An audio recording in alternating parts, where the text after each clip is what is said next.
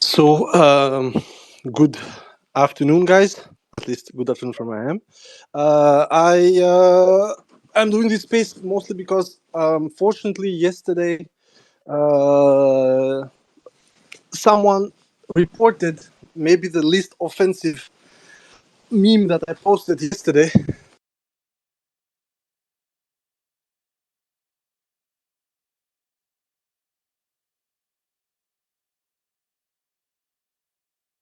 And that is going to help me. Meanwhile, express myself. It's basically my man Latifi. And the most important part is that right now Avdiivka is in full collapse. I expected the meltdown to start a week from now, honestly. But obviously, whoever was sent to allow the 110th to rotate, quote unquote, basically fuck the shit of the defense that I had over there, is doing a crap job. And of course, the people who are we talking about is the third Navos. Basically the crappiest of the crappiest unit that can only fight against isolated trenches while having a 10 to 1 advantage, which is the American way of fighting, a gay way of fighting, of course. We all know that. No need to express ourselves further on that. No, of course, it's a joke, but you see what I mean. These guys are now complaining that they were literally put into a active cauldron, and that it wasn't easy, and that already at least one subunit was surrounded. We have 3 different videos from them. One is a video from quote-unquote Subchik, who said that he had killed the Russian, but 3 of his 5 comrades are already in the basement, 300. So basically wounded, and given that they are not assuming defensive positions, they have to be at least incapacitated to the point that they cannot handle a rifle. Therefore, once again, it shows how beautiful this thing is. An exchange rate of 1 to 3 and 50% of the unit in the drain. This is how war actually is there. And the problem with this war right now is the absolute shit show of a PR from the Russians.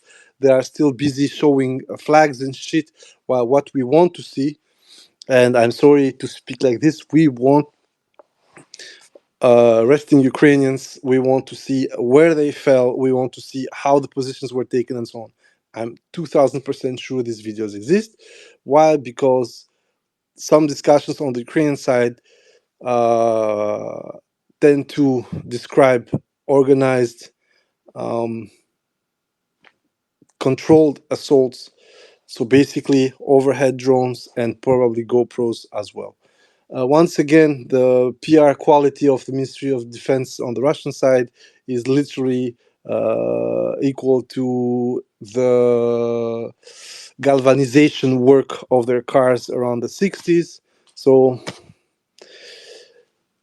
like Chernobyl, not terrible, not bad, stuff like that. Anyway, most important parts are the following.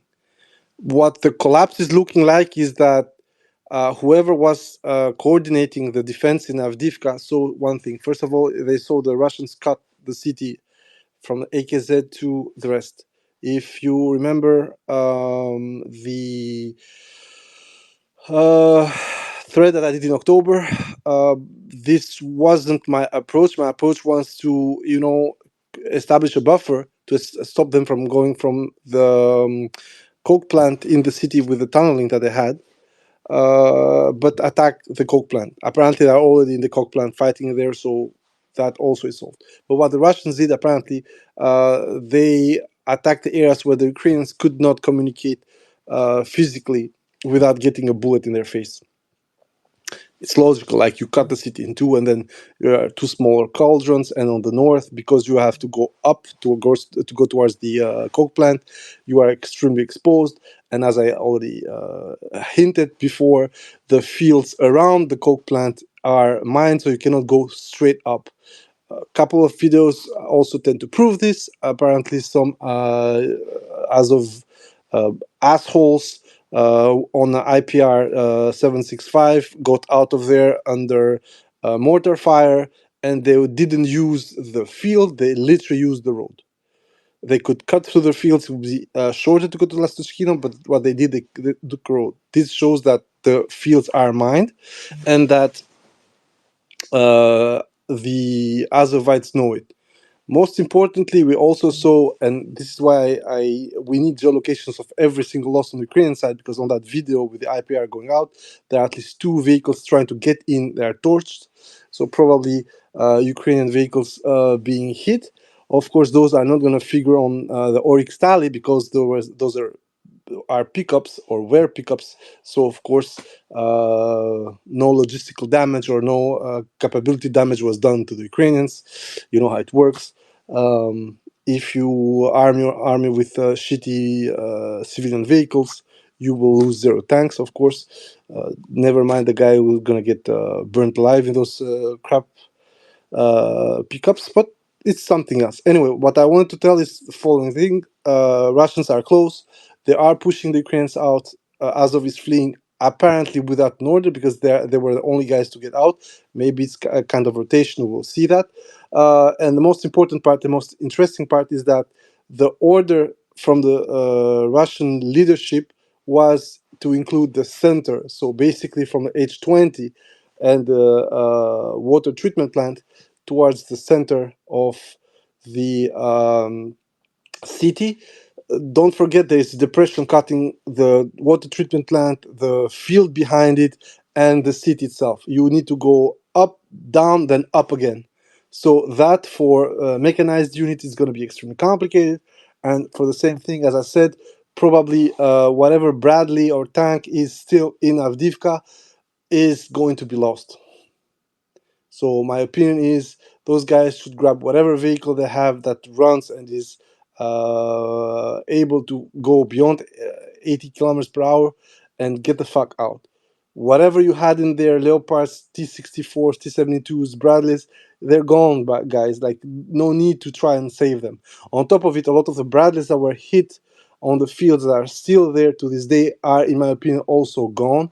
That would mean at least 4 to 6 vehicles that would hopefully be shown by the Russian propaganda. For once, they should be able to do that. And later on in Kubinka, the most important part, as I said, is recovering the Leopard that was hit. That one didn't seem so badly hit, so honestly, it should be a nice piece for Kubinka. But the most dangerous part starts now. The Russians are trying something extremely daring, according to the maps, but we haven't seen geolocations yet, so I would wait before going all out on that. They are apparently 600 meters from Lastochkino. If they are 600 meters from Lastochkino, it is a shit show, because it means that the road to get the fuck out of the south of the city is fucked. Because between Lastochkino and the Vodiane Severne area, you have less than 2 kilometers. So basically, it should be FPV Fiesta. We don't know yet. We have to see, because that's one of the problems we have with the Russians right now. They haven't shown anything of value except flags, locations, and just we get the point. I agree with that. We don't need more, but it shows a kind of asymmetric vision, which doesn't compute with what the Ukrainians were throwing at the problem and what they still haven't gotten. By the way, south of the city in Tsarskaya Kotka, I have a good news for you guys. The Bradley that was struck by Sudoplatov, that was still there, is under Russian control. We are going to see that one as well. So in total, since the beginning of this wonderful defense of Avdiivka, 11 to 15 Bradleys haven't been lost all over the front. 3 completely outside of the theater, including the one in Nocheretina and another not far from Novo Anovka, another in Berdishi, and a couple of other shit here and there between Stepove and the railroad. Out of this, at least 7 should be recovered. 1 is already there. 1 is stuck in Saska-Kotka and will not go anywhere because the Ukrainians are literally stuck uh, beyond that line and in the ninth neighborhood, ninth microdistrict. And the most important part, as I said, we have seen that the Russians bombed a shelter when the Ukrainians had at least 3 Bradleys at the center of the city between the coke plant and the ninth microdistrict. I already geolocated one of the shelters. There's a second one that Gammon posted the footage of. So this small quote-unquote adventure might have cost the Ukrainians 20 more Bradleys. I know a lot of people are going to say, what is 20 against all the losses that the Russians had? That's the problem, guys. Now that the Russians are going to recover the territory, a lot of those that were lost into Krasnogorivka are going to be recovered. Part of those, as I said, about 20 to 30% are still recoverable as they are. Okay, they were open, there is rust and shit like that, but that's not the biggest problem. Part of those that were damaged in some sense are going to get back, and you're going to have the remount. And then there are those who are completely destroyed, completely atomized. Those are gone, and that should be at least 40% of the vehicles that were employed. Don't forget that salvaging even 30% of the roughly 600 vehicles that were affected means 180 vehicles more that you can throw to the next offensive. This is the biggest problem that a lot of people do not understand, and this is how the Germans actually sustained a lot of losses of heavy armor in World War II. They were able to recover them, put them back into train carriages, refix them beyond the combat zone, and come back with patched Tigers, patched Panzer IVs, and patched whatever. This is the same. I already spoke about that when I made analysis for the Rusi bullshit. A lot of the recovery teams are keeping Russians in the fight when it comes to recovery vehicles. This is going to happen in a lot of areas of the front. In Novomikhailovka, the roughly 80 to 90 vehicles damaged, destroyed, or abandoned are going to get recovered as well. So for a lot of people here, you need to understand this is very important. And this is why the Russians are going there despite the sunk cost fallacy.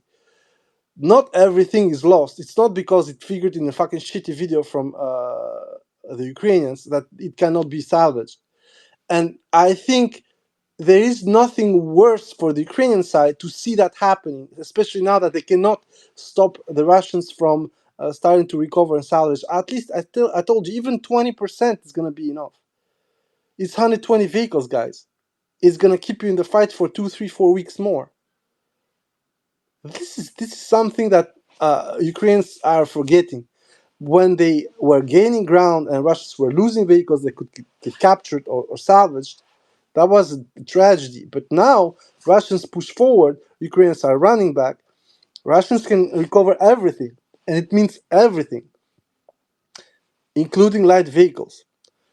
So in this logic, what I see is that the Ukrainians are going to suffer a lot of memes in the weeks to come.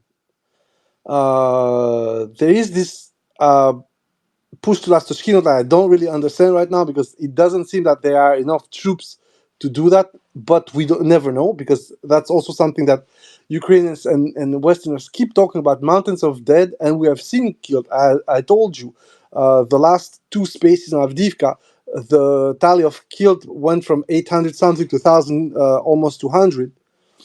Because of course people were starting to get put forward and so on, which is huge. I need to tell you, for such a small front, having 4,000 people killed, wounded, or captured is going to be a lot. But don't forget, we are the 5th month, so it's not that much, generally speaking, given the type of war, the intensity of it. It's a pocket hot war, let's call it like this, for the whole front. Now, once the Avdiivka is cleaned and it's happening in such a way that I personally wasn't expecting it to fall that fast. Once they were inside, I was expecting that the squeeze would last a month, but the truth is, like, once they broke in the city, and the reality, the admission of the break in was uh, early February. It's been 2 weeks more or less, and the city is gone already. Let us remember what happened in Bahmut. Wagner broke into the city and then started to fucking waste time, people, and ammunition for 2 months because they didn't want to go to Zapo to reinforce the lines over there. They wanted, and it's true. I could probably understand that they wanted a breather. And instead, what they did, they hoarded weapons, they hoarded ammunition, and they started employing smaller and smaller groups in order to just, allow the Ukrainians to still keep there. It was a nice play because at the end it ground more Ukrainian troops as necessary. But what we need right now is not this incessant grind. What we need is that now that Ukrainians, for one reason or another, cannot have the capability to answer, they need to get pushed as far as it's possible now. Because as I explained to you in the last space, uh, this is a tidal work, so Russians are going to push as far as possible. There is going to be a Ukrainian counter, which is going to do exactly what happened in the summer. They're going to try and push us back as possible, lose as much shit as they can lose, and then they're going to get stuck at some point. Possibly the same way that happened during the counter. So, for instance, Bahmut was never recovered. They never managed to set a foot back into the city. I hope they do the same with Avdiivka, that the Russians push them at least at the Kalivka reservoir, which leaves the Russians a huge 20 kilometers straight line of defense, and then they can grind the Ukrainians there as they want. And that counter is going to actually lead us to something else. A lot of people have been speaking like, okay, they're going to get Avdiivka, they're going to do what they did in Severodonetsk, and Lysychansk, basically operational post. This is not possible for the moment. I'm not saying that it might not happen is clear up and sanctuarization of the Avdiivka front, but the problem is that right now they're busy with at least 3 different positions that are far more important than Avdiivka city itself, now that Avdiivka is done. First of all, there's Chasov Yar. Once they get Chasov Yar, they're going to be on higher positions towards Konstantinovka. And once Chasov Yar is done, Konstantinovka is a matter of time. And it's done. But once Konstantinovka falls, I told you, you cut the whole supply road from Pokrovsk, because Pokrovsk serves one purpose right now in straight line, is supplying the whole highway towards Konstantinovka, all the small cities up to the bigger cluster that is Konstantinovka with Dushkovka, and also allows to reinforce the clusters of trenches and defensive positions that line up that road. Once Konstantinovka falls, that road is a cut limb. And then you can push towards Berezivka, another clamp to that road, and then you can push towards Ugledar, which is the third clamp. And Pokrovsk is, as I said, in multiple axes within 20 kilometers, which means that Pokrovsk starts to lose its importance as a pivot, but becomes a frontline city. Just like Konstantinovka is going to become once Chasov Yar falls. This is not for right away, I completely agree, but right now, intermediary targets, which are Novomikhailovka, Bilogorivka, Ugledar, the highway between Ugledar and Kurakovo itself, Grigorivka, Bogdanovka, and so on. All that line, and we're not speaking about Yampolivka and Terny, which are a bit on a cooking situation. We still need more, focus on them.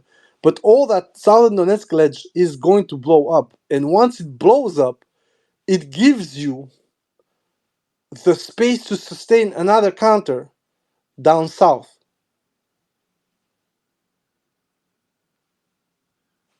Once again, I'm going to tell you, as I said, I was expecting February break in, start to squeeze, and within 1 or 2 months, complete takeover of Avdiivka.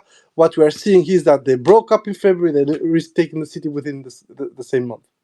Once that is done and they're pushing the way they're pushing right now, it opens a completely different view on the rest of Donetsk Oblast, because it would show, and I'm gonna repeat it, it would show that the Russians can go fast and crumble specific select positions, and not in 8 months like Wagner did, but in a far shorter period, because they have the supply lines to sustain them. And this is the danger with Avdiivka. Avdiivka now gives you supply line to go until Semenivka and beyond, onto Karlivka, and you are halfway, just like the Ukrainians are from Pokrovsk. So that's why I think Pokrovsk right now is going to be the main isolation target, and Karlivka is going to be our front line, the Karlivka reservoir, the real front line. And I think, unfortunately for a lot of Zigurs, I think that once the Russians are there, Putin is going to be really serious about a ceasefire. Not because he cannot push further, but he's going to be, very cavalier, as he always been with his military. He had the Ukrainians in 2014 in September. He thought that the statement that he made by the Northern Wind operation was enough, and the Ukrainians were going to, bend the knee and just go forward and say, okay, you know what, we are going to let you be. Of course, the Ukrainians were not doing that. And I'm going to repeat it. Unfortunately, the situation right now, mentally, psychologically, and also spiritually for the Ukrainians, is that what is going on right here is that an evidence that they cannot stop the Russians. And for them, there are only two choices, honestly. Go to the end, and through their carnage, their complete, utter annihilation, they are fucking pulling the Americans into this shitty war. Or, second step, a tactical ceasefire that would allow them to rebuild somehow. 6 months, 9 months, a year, 2, 3, 4. The problem with the tactical ceasefire is that you are going to give to Monkey a lot more that you gave till now. So to wag the dog, or wag the monkey in this case, you would agree to put at least 30 to 60 kilometers of demilitarized line. Of course, you are not gonna fucking do that. They didn't do that when they promised in Minsk, where supposedly OSCE was going to verify that shit. They never did. The Russians neither, by the way. They were smart enough to know that Pickers were not gonna do that. So whatever tactical respite the Ukrainians want, what is going to be problematic for them is to give enough to the Russians, in this case Monkey, so Monkey signs as much as them. And this would mean put on a piece of paper things that later on might get published and shown to them to justify further Russian beating. So for the Ukrainians, the only real possibility is to fight, die until, Americans get all weak at the knees, start crying, oh my God, and, make Ukraine a second Israel. A completely useless emotional fight, which is going to probably be the end of us all. But other choices right now, there aren't. And the technical advantages that I was sustaining on the Ukrainian side, because there were NATO technical advantages, they're not there. Russia, by having this fucking shitty slow war, is showing how you can neutralize that. Don't forget, right now the Russians are not hitting back on NATO. And NATO is mounting fucking month-long plans to pass 1 or 2 or 3 cruise missiles. it would be completely different. And I'm looking at the Chinese here. The Chinese are learning that finally, sorry guys, but these guys are paper tigers. The real strength of NATO right now is the fact that America has a shit ton of planes and the capability to go deep in debt to finance its wars. There is nothing else. It's literally America is holding the whole West in hostage with a system which allows everyone or forces everyone to pay for that non-stop bullshit empire of theirs. And that's it. There is nothing else. On the technical capabilities, I spoke about Starlink, I spoke about ISR and everything. Yeah, it's true. It's very important, and they have put their money, they put their money wisely in space. But the Russians now allegedly sent some tidbit application with nukes, and everybody starts to get scared. Okay, it might a lot be PR, and the reality is that they are still waiting to see. But fast forward to the Chinese. Imagine the Chinese started to field as many planes, even though qualitatively they not might be the best, although I would disagree. And suddenly your only advantage, which was air power, goes to shit. Then what? A lot of people in Europe right now are speaking about Russian war and preparation for Europe. They are right, not because Russia is going to attack them, but because this war shows that Europe itself cannot sustain that war without the US. And it's not about the fact that they don't have the industry, they don't have the money, or they don't have the brains. No, it has to do with the fact that everything in Europe is going to be extremely expensive on this kind of militarization of the economy. You need to understand NATO right now, instead of saying, oh, you know what, we're going to produce 1,000,000 artillery rounds, they are talking that we're going to start spending money to ship 1,000,000 FPV drones to Ukraine. I'm like, oh, wow. Like, are we speaking about the garage air force or what the fuck is going on? This is not how prepared states act. And this bullshit about it's going to be cheap, that's nonsense. What you want is fucking load your barrel. Pump 1, pump 2, pump 3, pump 4, pump 5 in 1 minute. Take that shitty barrel, hoist it with a fucking truck and move in the worst case scenario. You don't need one stupid guy trying to fly that FPV drone for 5 to 10 minutes, hit something, then launch a second FPV drone. Your fixation time is huge. The other guys can see where you fly from and can fucking nuke you out of the orbit. It's happening on both sides. FPV operators are getting blown away by the things they are supposed to fight. And then you got the upper scale of the problem. And to everybody who's like, yeah, FPVs, drones, so bro, no, America is just gonna fucking fly F-16s, F-15s, F-35s with SDBs. They're gonna fucking mug you with 1,000 SDBs per week and keep fighting with their FPVs. They're not gonna get tactical with you. Of course, this is when you have some shitty tidbit nation with Russia, China, or India, whoever, is gonna be a slightly complicated matter. But overall, the FPV is a tactical level issue. And that's what's happening. What's happening right now with the Russians and Ukrainian. Russia chose its war of attrition, which means smaller units, smaller pace, smaller active fighting zone. But it fits to what they want to do. What they want to do is try the other side, move forward inch by inch, and then at the end of 1, 2, 3, 4, 5 years of war, the other side has no more potential, cannot sustain the onslaught.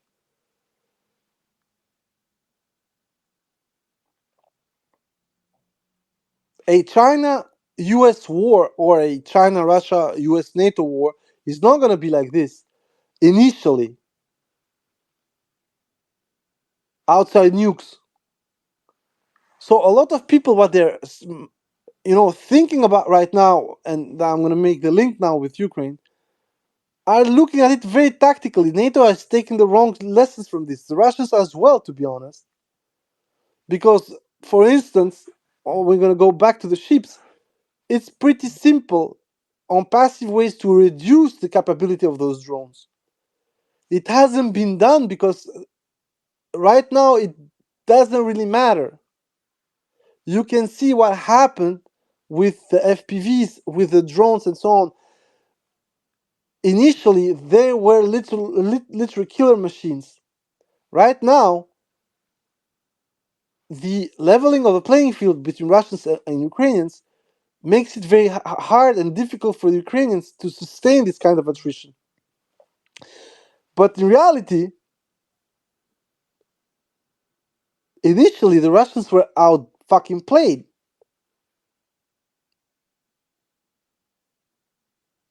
Now imagine something else when the Russians not only have leveled the playing field, but then start using UCAV because the other side doesn't have AD on the same level.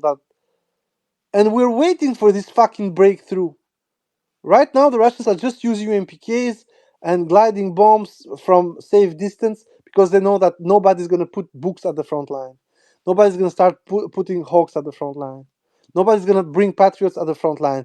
The only Patriot action to Su-34s happened because it was getting extremely dangerous for Ukrainians. Sumy was getting battered and something needed to be done. Russians are back at it again. And this is because Ukrainians cannot use every single asset that they have because only few assets are good enough. This is exactly what happens for the tanks that they got from the West. So in this aspect, what I'm seeing from Avdiivka is that the Russians understood what Avdiivka is for them. And for a lot of people, I know you're not going to be happy about it, but it is the way forward. Take a beating, dislodge the other guys from their most important positions, get the fight to personal level, close combat, kill them off, move on. If they don't want to get out, you gotta make them get out.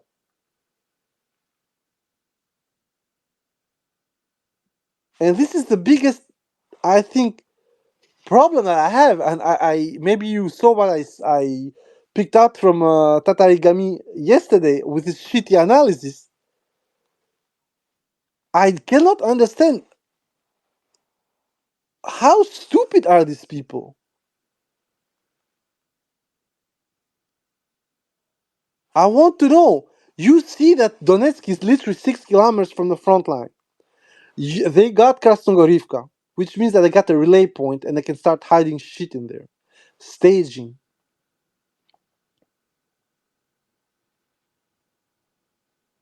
And you see that indeed there is a depression defending you on the H20, and there is the ring that helps you out. Be that with the Zenit Air Base, be that with the overpass in front of the city from the south, and so on and so on. Be that the heights, be that the prom zone, Vinogradniki, be that with Tsarska Kotka elevated position, whatever. But nobody sees that, okay, you know what's going to decide this shit? It's not how many tanks they're going to lose there or how many people. Is that whenever they want the resupply, Donetsk is right there. He writes that, yeah, we didn't have enough ammunition for counter battery. I'm like, you just fucking shot a whole load towards Belgorod for a couple of civilians. You keep firing this shit using explosives and stuff to hit irrelevant shipping assets in the Black Sea. You send Storm Shadows to hit some fucking communication cluster in Crimea, which the Russians, despite the losses, are going to replace because you are not firing nearly enough to stop this. And while the fucking Russians grind you to the bone because they have the advantage in position, in backfield, in logistics, shorter supply lines, more people, the ability to concentrate them without getting rained upon by bombs, by missiles and shit. How the fuck are you speaking about we lacked ammunition? And at the same time, they start posting videos from November where Russians complain that their artillery falls silent within 5 minutes. Just to show you guys that a lot of the videos that Ukrainians and Russians as well show on both sides do not recover the reality, the strategic and tactical reality. They can recover what the guy has seen and felt. And it's completely normal. The guy sees 4, 5, 6, 8 of his friends or former brothers in arms blown up. Of course, he's going to panic. This is about exactly what happened with how GIs were lionizing, and the Russians as well, the tigers. There were not enough tigers that how many GIs saw. Germans only produced 1,500 of them with the special course. Yet every time people would see fucking tigers, I'm like, bitch, what the fuck? Also, Shermans would blow every single time. When you see the losses, yes, it's true, the Shermans got a beating. But it wasn't a tiger every fucking time.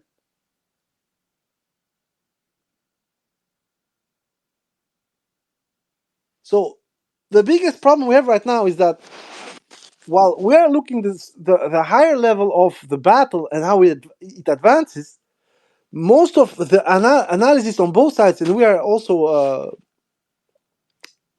guilty of that, descends in this everyday trolling, honestly. And I do it sometimes because the higher understanding of the war, you have listened to my spaces, I've made threads on that and everything. Everything's gonna be a grind. It is what it is. You have to admit it. The Russians especially need to admit that, unfortunately, assuming a offensive position, having the initiative, would mean your guys getting killed. Because they are on the open, they need to advance. But it doesn't mean starting to believe everything just because you see pictures. On top of it, you need to take into account the fact that yes, maybe you're gonna see a lot of footage from Ukrainian side. Sometimes is multiple angles of the same effect. They do it very well. The latest Favelao video is exactly that. There is a T90M hit for 4 different angles, and the tank is still standing. By the way, this is the funny thing, and then 2 other T90Ms hit also, but still standing. All that is meant for you to think that the situation is hopeless. Ukrainians know what they're doing. Is it working? Not on me, not anymore. Because unlike what Ukrainians were doing in the summer, when a lot of people were, yeah, see, they're advancing. Yeah, they're advancing where? Russians right now have a fucking solid plan. Is it working 100%? Of course not. If it was working 100%, they would be in Pokrovsk today. And there is a reason why as well. But the most important part here is the following. Ukrainians, for some reason, I think they're saving shells until they have a better artillery pool, so barrels for them. And they have decided they are red lines. Probably they're gonna defend Chasov Yar as fucking madmen. They're gonna defend Novomikhailovka as madmen, and they're gonna defend the highway between Ugledar and Kurakovo as fucking madmen. There is no way they fold like that, unless of course the Russians have an opposable power, which is what we see in Avdiivka.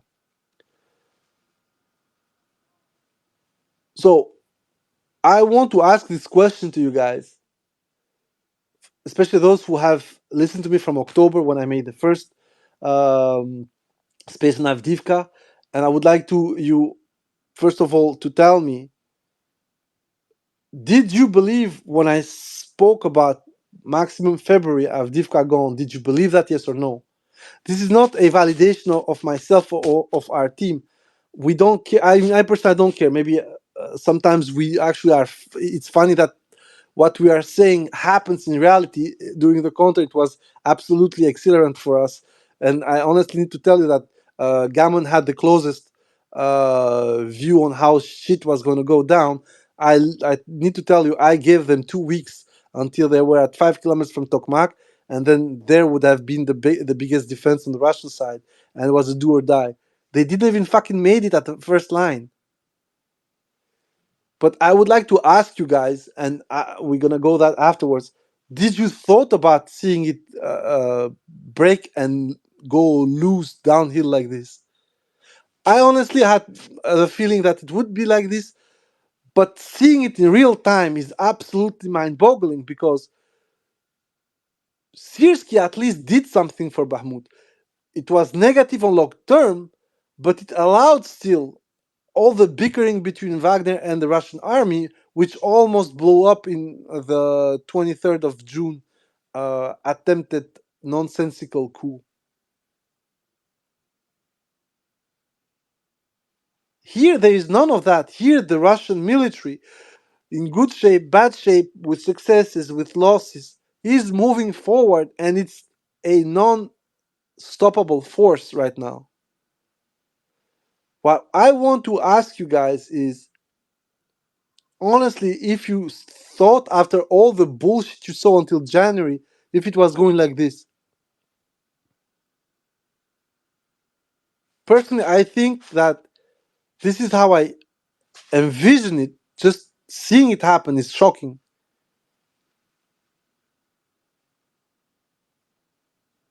Because this is what the Ukrainians wanted to happen in Robotino.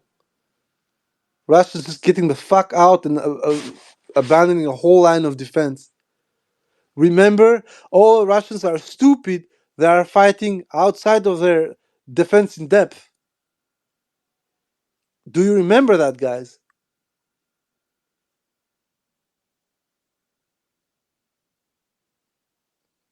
Now, what is after Avdiivka? I've already made enough of threads, but what I'm seeing here and what is making extremely uh, doubtful to what I said is that a couple of fronts are going to be like that. So they're going to go for Nova Mikhailovka, they're going to go for Chasovia, they're going to go for Bilogorivka, they're going to go for Ugledar, they're going to go for that highway in between. They're going to try and push the whole front line from Donetsk east to west 20 kilometers. And it's normal, it's logical, it would be a great achievement. But what I'm seeing and what now the Ukrainians are saying is that they also want to close the gap in Rabotine and push these guys back. We had a small discussion yesterday, and I told you that what I'm seeing, that once at the front line is where the Russians wanted, an operation for Zaporozhye is going to happen. It's too close, it's too nice, and they can take out the city by blowing through bridges. I'm going to do a complete overview of the situation, how I think it's going to happen. And I think this is going to be the next step post-June, if there is no Ukrainian counter. If there is Ukrainian counter, I hope it happens because it would literally then give Zaporozhye in a plater to the Russians. Of course, we don't know the impact the new weapons are going to happen. We don't know how much weapons are going to be given. We don't know how much ammunition is going to be given. We don't know the training as well. Right now, the UK communicated some numbers. They said 60,000 Ukrainians trained um, by UK forces, of which 34,000 in Great Britain. We know that the Americans said that 60,000 had been formed and trained prior to the counter, so basically until April 2023. And if we do that gap, like, it means that nothing has changed when it comes to the training by the allies, NATO, the piggers. We are still at 5 to 6,000 guys trained per month. under, of course, the auspices of the NATO allies, which goes to show that actually the other problem is that the Ukrainians themselves do not seem to train as much as you know, possible people. And then we need to understand: is it a shortage of people, or is it a shortage of structures and training structures in specific in this case? So it's not about people being available to be put under the flag, given a rifle, and sent to the front line. It's about how to sustain that influx of people. On top of it, you remember it was a real big problem. Zelensky said that there was a backlash. The gas queen said it's the liquidation of the nation. We know that for those 500,000, you need an extra 2 million to just sustain them. But what if this idiot is going to do something worse, which is literally slowly is going to send a lot of people who were on the front lines for 2 years, to send them back and put new people in? And that would make sense. Would be like sending back 300,000 people, taking 300,000 to replace them, and then 200,000 to grow the army. And then the effort to sustain this wouldn't be that big. Of course, you would have the problem that once you send those veterans home, those would be your reserve, but they also would start digging into invalidity or pensions or veteran pensions funds. Maybe not full payment as actual active soldiers, and also you cannot just out of the blue take 300,000, send them back in the civilian life, and take 300,000 green horns and just replace them. It's an evolution and a ongoing process, which would mean that 25,000 first detached, 25,000 in, 25. So if we go by roughly 25,000 per trimester, it would take 5 years to do that. And if you start taking out 50,000 per trimester, it's going to be 200,000 within a year, but then you're going to deplete your forces. Because don't forget, you're going to take 50,000 out for 3 months. Fine, perfect. And those new guys, what they're going to do with them? And also, who from the units that are still fighting are going to take them back? Mobilized? Fine. But don't forget that a lot of the losses that we are seeing are not mobilized people on Ukrainian side. They are quote-unquote career soldiers.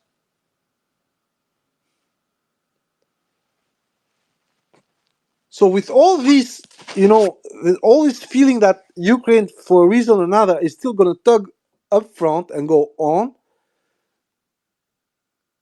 there needs to be something that is, holding them together into this madness of an operation. I still think it is fatalism because there is no other way. I mean, as I told you, what are you going to promise Monkey and fuck him over with? What Monkey wants right now for a ceasefire is that you say Zaporozhye Oblast, Donetsk Oblast, Lugansk Oblast, and Kherson Oblast are gone. He may accept, which would be humiliating, I would agree with that, to cede Kherson beyond the Dnieper and make it a kind of demilitarized area instead of occupying the oblast fully. Because, as I said, it's very difficult to defend it. And honestly, given how it worked for the Russians, that in the same day they started the operation from Armyansk, they went through 80 kilometers from Crimea through Kherson on the peninsula side, crossed the bridge, and took the rest of Kherson. That shows that it is possible that the piggers do the same if the bridge is still on. And of course, the reality is that then you're going to have the exact opposing issue where Russians are going to blow the bridge and trap most of Ukrainians on this side of. So on that aspect that I said, in order to avoid these temptations on both sides, the best part would be to, in a way or another, just let Kherson City go. It would be humiliating. I agree with that. But on a tactical aspect, a strategic aspect, both sides are gonna understand this. There is no other way, unless you want to commit a way larger force. But that would be just the same problem. It would be the Russians committing twice as much power as they did when they invaded initially, in order for them to push forward faster and in completely different way. But then don't forget, Ukrainians will also have that idea in the head, and therefore completely fortify the surroundings of the Kherson Oblast, which would just, go back to what happened for almost 8 months and have the exact same ending, which is uh, either Russians expand towards Kryvyi Rog, either it's useless to do it. And they tried that in Kryvyi Rog, it never worked properly. So let's see. However, Zaporizhia city as a ultimate goal, I know it sounds completely fucking crazy, but I'm going to make a thread on it to show you that it can be done if a couple of things change in the front. And those couple of things are very simple. I'm not going to speak about right now, but those couple of things are very simple to do. And they are both technical, human, but also logistical. And on that aspect, right now, uh, the area around Zaporozhye, so Orikiv and Pologi, need to be taken first. Those are the last nodules on the Ukrainian side which can be sustained by the road that goes through them, the highway. If you see what Orikiv looks like right now, it's half a catastrophe as well. So you also need to know that Russians are treating that city in order to make it unsafe as a staging point. But the difference is this: for the Ukrainians, they need to push south 95 kilometers. Russians need to push north only 26 kilometers. I think this is going to play a lot in the Russians' head if the Ukrainians, with what's going to happen within 3, 4, 5 months, do not change their mind on the absolute absurdity of this war. And once again, to me, it's very simple. I do not think that the Ukrainians are able to think straight and say, okay, right now we're getting fucked. Ammunition, no ammunition, weapons, no weapons. At the end, it's just going to be a grinding match. On the grinding match, without bodies coming from abroad, we're doomed. On top of it, as I said, just adding more bodies from Ukraine itself, it's not helpful. It's just going to, uh, impact negatively the programs that Ukrainians want to implement right now. So when Ukrainians say, "Are we going to build a million FPVs?" I'm like, "Yeah, very nice." That would mean that 30 to 60,000 people are going to get taken out from both the productive pool. So because the orders are going to come from the state, and also they're not going to be available for the military. And okay, they could be women, which would be a nice solution, but it wouldn't matter anyway. You would just start spending money on buying shit from China and spending money for assembling them. So the state is going to double dip. The great advantage with buying stuff almost ready and just tweaking it in Ukraine is that you pay your cost only once. But once again, the war is also an enrichment scheme for the Ukrainian elites right now. So I completely understand why they're doing this. Now, the most important part for the Ukrainians, on top of everything that's happening, is to not lose faith. Ukrainians not dooming allows us to foresee a great future for grave diggers and undertakers in Ukraine. And I think, honestly, if you guys want to invest, granite, limestone, marble, fake flowers from China. You can start importing them. It's the big boom. So basically, as much as Ukrainians believe there is some kind of victory attainable, they are going to suicide. And it's unfortunate. I've always said it. I regret it. But with those kind of people, that idea that they have, unfortunately, there is only one solution, and that one solution is the Ukrainians have to learn it the hard way by getting absolutely clapped. Unfortunately, once again, unfortunately, they are every single day proving themselves to be retards, strategic retards, tactical retards, and most importantly, absolute liars. I would like to recall what Butuzov said. It was a trap for the Russians. I have the screenshot, by the way. So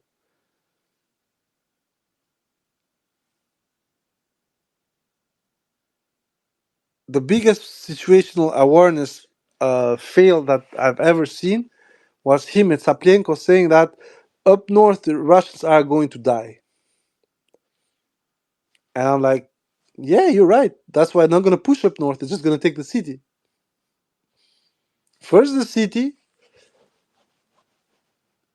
logistical base, and then up north, and up towards Orcheretina. Like, and they're not alone. Like, everybody said this bullshit. And I remember Shai having this fun with the guys from Blackbird Group saying, it's not a strategic point, but they didn't try to push forward towards the rail line. And then everybody is having this. I understand that losing is not fun, and sustaining and supporting a losing side is not fun. Guys, we were there in 2022.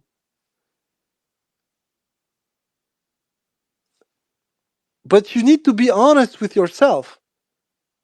The only thing that will save you in every kind of situation is to be honest with yourself, to analyze where you fucked up. And as you've seen me, when it comes to Black Sea Fleet, I'm not trying to find any kind of excuse, except, of course, for the fact that it's a proxy war, something that you could do, you should do, you cannot do because you don't want to expand the war.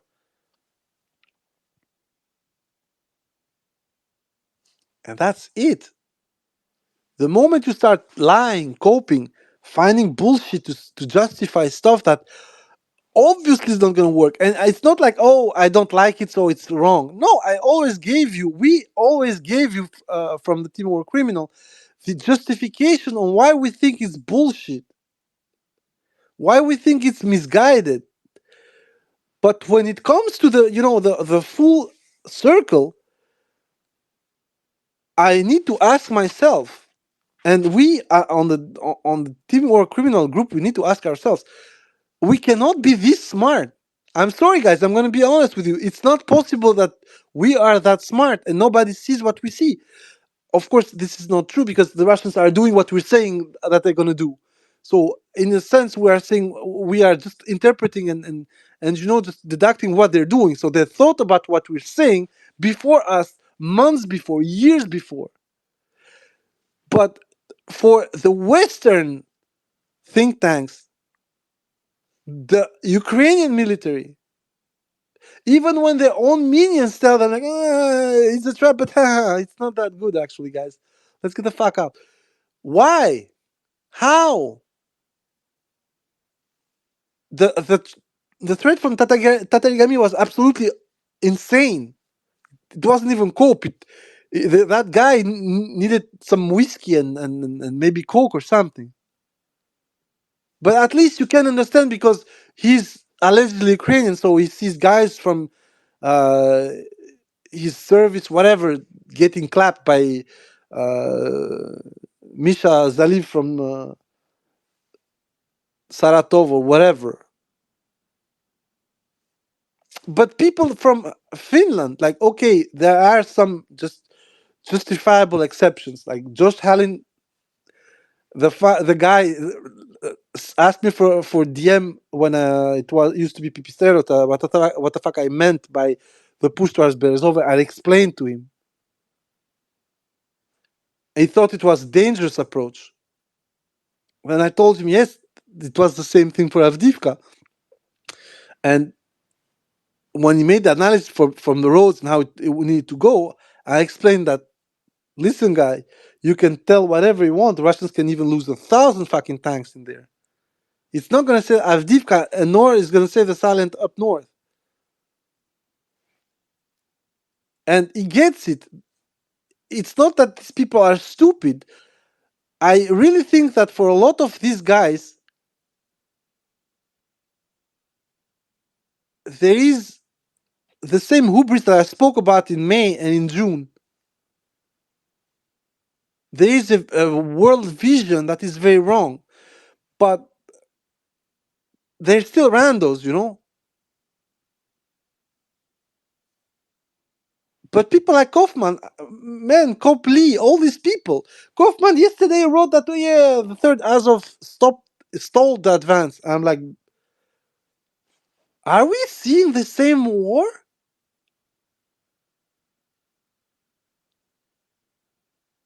And once again, I'm not even trying to fucking put myself under the light. There is no way anybody could see what happened there and just point out, bro, you're delusional. But it's at any level, every single level. You got a former generals saying this shit. You got supposed military analysts. You got even the fucking Pentagon saying this shit. The Department of Defense keeps some bullcrap. We had the Institute of Study of War who said, what was it? A rotating maneuver, whatever it was, for a cauldron? What the fuck? And of course, it can be from the fact that they need to keep this winning image and coping a little bit. But it doesn't help that they've done this for like a full fucking year. Lying, miscalculating, taking shortcuts. I think the problem here is not the Ukrainians. It's not the Pigros who get fucking shelled and killed on the trenches. I think the problem is that this war is over for many people in Ukraine themselves, and they're just trying to stall the inevitable in order to maybe bore or wear the bear off. I could be very wrong. I'm telling you, I'm sure I'm going to be wrong. Because it cannot be that easy. That actually the only thing that the Russians need to do is to beat a ill-conceived, badly back together counter. And I know people are gonna say, 15,000 vehicles. It's like, bitch, who cares? It's the Walmart fallacy. Walmart's gonna take as many losses as they need just to take your Kmart out of the market. It's just a strategic goal. And they will do whatever they need to do, but they're gonna take you out. Is it better to do it swiftly with less casualties? For sure, but are you willing to let it go swiftly with just a slap on your wrist? No. Most of the, cataclysmic events that befell Ukraine the last 2 years are not because the Russians wanted to kill a lot of them. And people are going to say you are blaming the victim. Yes, in a sense it is so, because it's not some kind of rape. It's interstate relationships. Relationships between states historically have been going through violence. It's very recent that there is a diplomacy that outweighs violence. Most of the time is a warring peace. So in this case, when the Russians are like, we're gonna fucking wreck your ass, comply or else, Ukrainians chose to like, my ass is big enough, you can bore it. Nobody told them like it was life or death if they decided in March. They admitted them that themselves. They said, "Oh yeah, we wouldn't agree to that because we would lose territory." What's the difference in March? Crimea was gone. Part of Donbass was gone. It was a fait accompli. So on that aspect, whatever is befalling now Ukraine and also Russia, but Ukraine in this case is because they decided to fight. There are consequences in life. Those apply to Russia, but also apply to Ukraine. So when everybody is saying, "Oh, you know what? 15,000 vehicles on the Russians lost, and only like 5,000 something on the Ukrainian side," I'm like, "Yeah, for sure. The Russians going to replace those 15,000. Ukrainians will not. Same thing with the losses. The Russians are going to replace those 80,000 dead, but it would cost Ukraine a lot more to replace them. Attrition does not affect those sides the same way because they're not equal. We go back to the basics. So I think really that somehow a lot of the Ukrainian leadership, and that was also directly said by Schuster in September when he leaked this Zelensky biography, or uh, article with him being with Zelensky. A lot of people were saying he has lost the fucking plot. He is more isolated. He thinks everything's gonna be 2022, but it's not that way. And I'm more and more convinced that what's going on, and even the Americans know, and the stalling right now, I think in its part is also making sure that it happens the way they wanted it. First, put back Zelensky in the fold because he was starting to be a bit too yappy. And then, second part is, yeah, whatever. For them, dead Ukrainians, dead Russians, what does it matter? The goal was to weaken Russia. In a certain sense, it is because it has been decoupled from Europe mostly. And yeah, a million Ukrainians dead. Who the fuck cares? Is it going to affect America directly? No. What is it doing right now is putting a fake panic on Europeans of a phony war that's not gonna happen. What Russia wants is that you bitches stay away from them, and Ukraine is the fucking red line. Point. Do not forget that these assholes added Ukraine and Georgia as potential European members. Fucking Georgia is in Asia, motherfucker.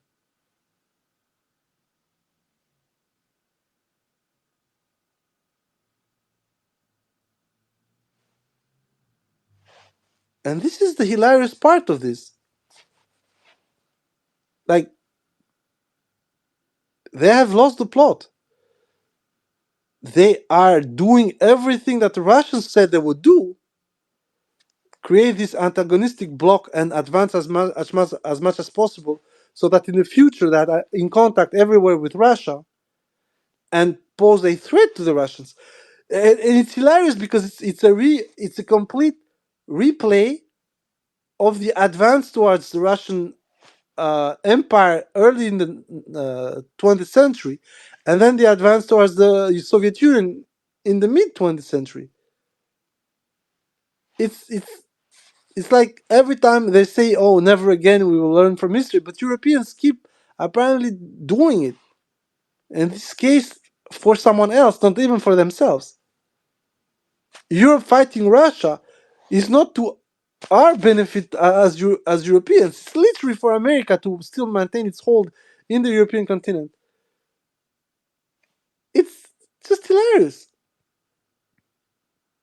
And I think the Ukrainians have the same problem now. Those who are in Ukraine right now as leaders have bet the house on this quote unquote transatlantic relationship. And therefore, this indicates a lot on how they see Ukraine. And you could see, because very early in 2023, we had this idea that, oh, what is victory for Ukraine? It has nothing to do with Ukraine regaining all the territories. It has more to do with Ukraine surviving as a state. I'm like, you can survive as a state like the Vatican, like 2 city blocks. Okay, it's a bit more, but you know what I mean. And you can have like your office of the presidency on these high rises with an apartment being the office of the presidency. That's also surviving as a state. Makes no sense.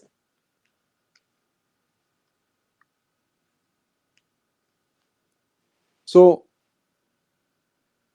I think that it's true that the Russians do not know what the victory would be, what are the lines for the victory, but on the other side, apparently Ukrainians need also to be reminded what they want or they need to decide what they actually want.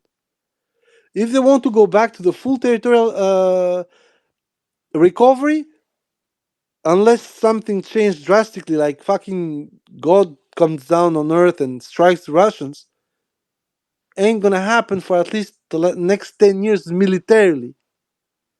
But if every year you lose 50 to 100,000 killed, in 10 years, that's 1,000,000 killed as a minimum. I'm not speaking about the reality of the losses. It's 1,000,000 killed minimum. And with the replacement rate in Ukraine, it's not even game over. It's like within 5 years, the Russians have the whole north back again because the whole area is going to be depleted. And also, one thing that's very advantageous, um, the lower the Ukrainian population goes, the less it has to spread everywhere while maintaining its own structural balance for the polity in the rear. And the more it loses ground, the more the fucking mood goes worse, from bad to worse. The more people are going to try to just fucking go across the border. So, in a sense, Ukraine, its only way to win this war back in 2022, it was indeed to just show that it could beat the shit out of Russians and do this super nice operation like in Kharkov, which was nice, by the way. But once you go to this grinding match and losing this grinding match, it's very nice. Germany beat Brazil 7-1 on its own World Cup semifinal and then went on to beat Argentina 1-0. But at the end, Brazil has 5 World Cups. And in this case, Russia is a bit like Brazil. It doesn't matter. The 7-1 lost. What matters is that next World Cup is for. I'm not saying Brazil is going to win it, but in this case, the war is going to be for Russia. And there are so many fucking awful cases of Russian bullshit, like river crossings, uh, uncovered advance, hubris towards Nikolaev, hubris in Kiev, Chernigov that could have been taken is abandoned one day within them, literally getting the city to surrender. So many things. But at the end, we are in 2024 taking Avdiivka now. It's like Russians need to relearn from the start. And for us that have been following the war on a lot of aspects, technical, military, strategic, tactical, it is like that. It's literally fucking, it's a reenactment of World War II, Great Patriotic War. It's like they start like shit and then suddenly, maybe it's not that bad. And then we hope that this year is going to be a build-up for next year Ukrainians start tapping out. In a way or another, be that negotiations, be that retreats because they cannot sustain the onslaught. And it feels also like the whole 500,000, 450,000 mobilization, it feels like It's Volkssturm time. It's like that last attempt to quote unquote win it militarily on the Ukrainian side. And everybody's trying to get them to go into a defensive position. And I tried the Russians. I'm like, going to a defensive position is going to just lead you to the same problems that you had during the whole end of 2023. You would need to start fortifying lines, so fixing troops in set up positions. That means that you that are going to be your minimal lines. But you're doing it on a very big front. They started with the worst front ever, Sumy, Chernigov, up north. Why for? The Russians do not need to attack you from there yet. On top of it, the greatest problem is that when the Russians started the war, they had few options on how to attack those positions. It would be Iskander, it would be like a barrage of long range missile launchers. But now, the main and only thing that's going to come your way are going to be glided bombs.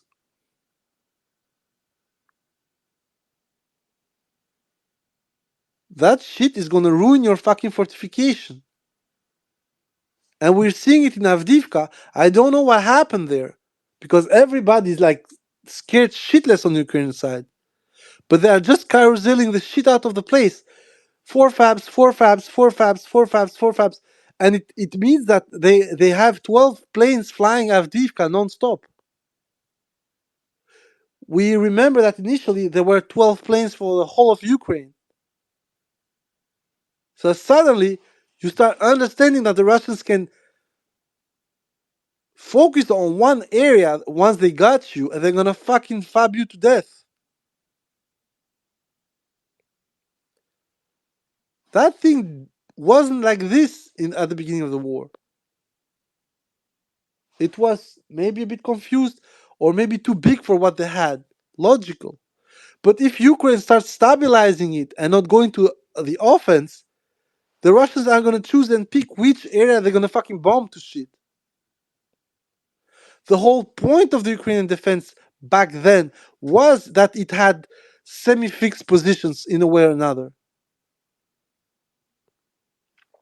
And the HIMARS was great in that strategy because that shit has fucking wheels, can drive 110 kilometers, put itself in position, fire 6 rockets, go back 20 kilometers to the highway, load another crate of missiles, put herself in positions, launch more, and rinse and repeat like this. But once you start having these fixed positions that the Russians did, well, you go beyond ceding the initiative.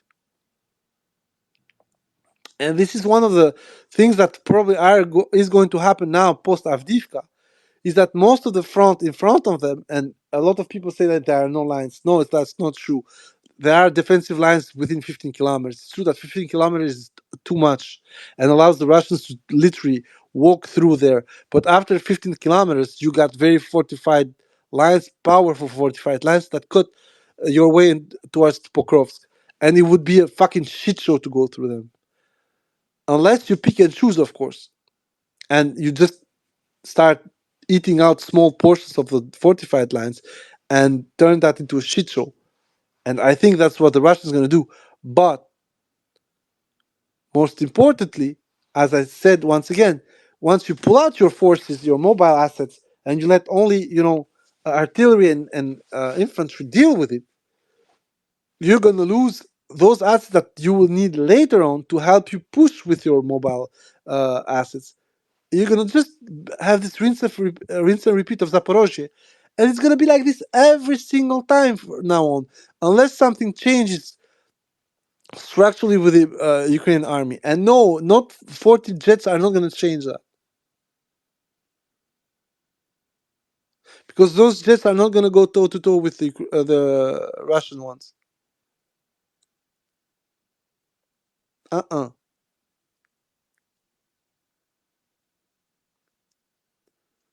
They're just not going to go there because it would mean they're going to lose every single short range contest, 20 to 30 kilometers. They're going to also lose every mid range contest.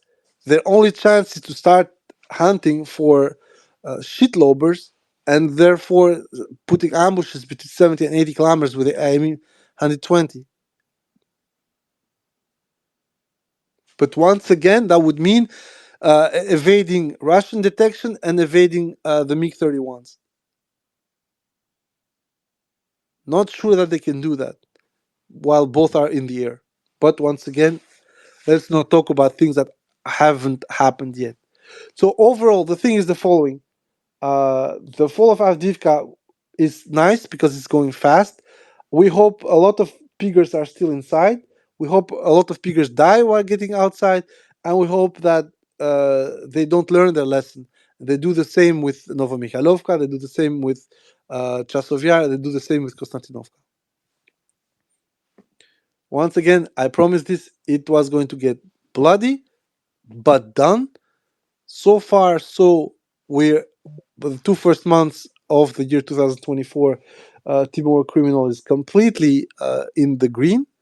We still expected more on the Zaporozhye front, but maybe what the Ukrainians are saying right now is true, and the Russians are going to start an operation there to completely level that salient. And overall, the only positive point for Ukrainians is literally the attrition. And I have to say it, that once most of the vehicles have been recovered by the Russians, it's true. That would be the only point. 300 to 400 vehicles in total lost, definitely for the Russians. The positive points for Ukrainians, just that. But if you don't exploit it, so if there is no counter, it's useless. And right now, I do not see any kind of counter possible. Certainly not in Avdiivka. Once again, I explain why. Proximity of Donetsk, the huge hub that it is, the UNPK Fiesta, where you're going to stage your guys. So I think right now the Ukrainians should accept the fact that anything within 20 kilometers of Donetsk is not doable, and just take the L and go home, and start fortifying lines from there, and try and hope actually that the Russians would be a bit more careless and try to attack Pokrovsk without fully securing their supply lines on the way, because that's going to be a problem. Attacking Pokrovsk is going to be a problem given the huge cluster of backfield that Pokrovsk has. But that's for another space. Thank you very much, guys. If you want to intervene, it's open questionnaire. It was just to tell you that unfortunately for 6 days I'm going to be out, but also just make a comment on how fast it's going and why I think that the Ukrainians are being misled by whoever is at their head, but also whoever is making analysis on the Western side. It looks to me that what is lacking, most of it, it's not that much the understanding, but core proficiency with the concepts of warfare and the understanding of terrain. This has been, I think, the biggest revelation into my eyes. People like Rob Lee, aka Cope Lee, which were supposed to be military men, have been awful. They have missed so many pointers, and also have kept this idea that the Russians were stupid, they wouldn't learn. And this is the biggest problem. Go on, Ali.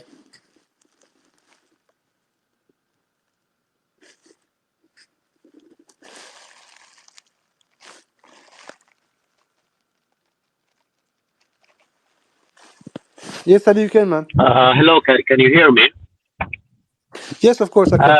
Yeah, brother. I wanted to ask a question that's maybe not that as much as related about what you talked, but something actually surprises me about the number of FPVs that have been used in the front line and the inability of neither parties to provide a counter solution like electronic warfare. What's the magic here? That's something that like I read something regarding maybe some kits that have been installed on the FPVs that actually limit the frequencies that they receive.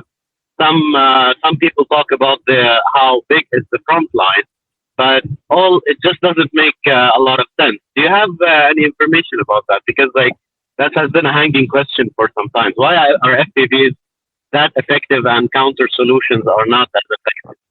Do you have any information about that? Well, the 2 points that you explained are completely accurate. So first of all, Yes. both sides are fighting with what they describe as conformal frequencies. So basically, the most common frequencies, and then non-conformal, so special frequencies. Uh, that caused a lot of problems for both sides, especially initially for the Ukrainians, because they didn't thought about the FPVs as a threat when they started their counter.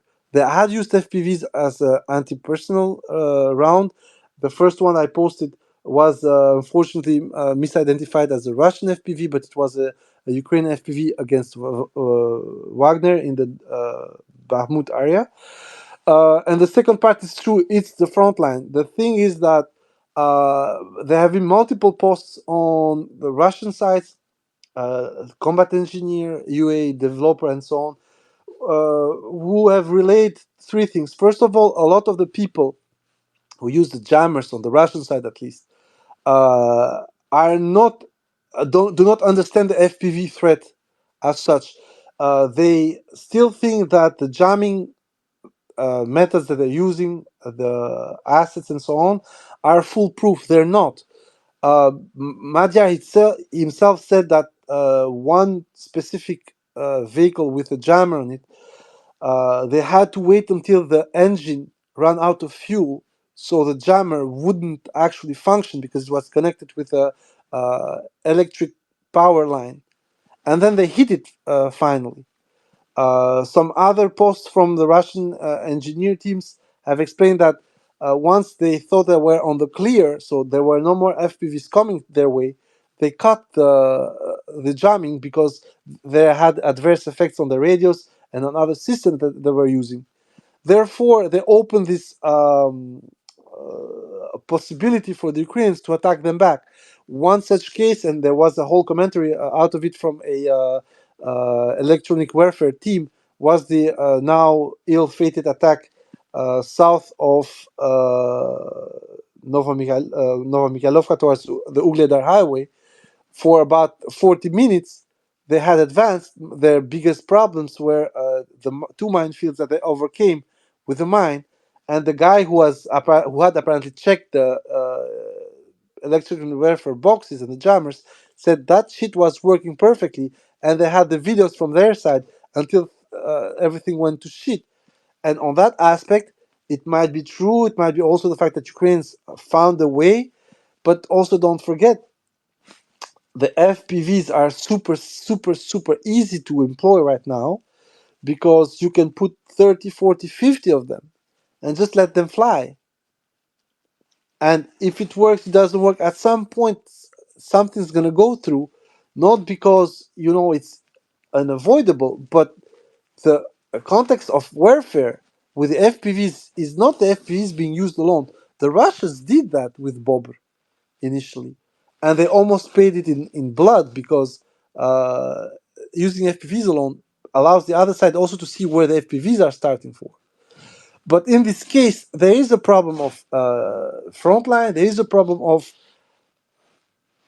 I'd say, inadequacy of the personnel using these jammers. There is a problem of frequencies, but there is also a problem simply of volume of fire. Um,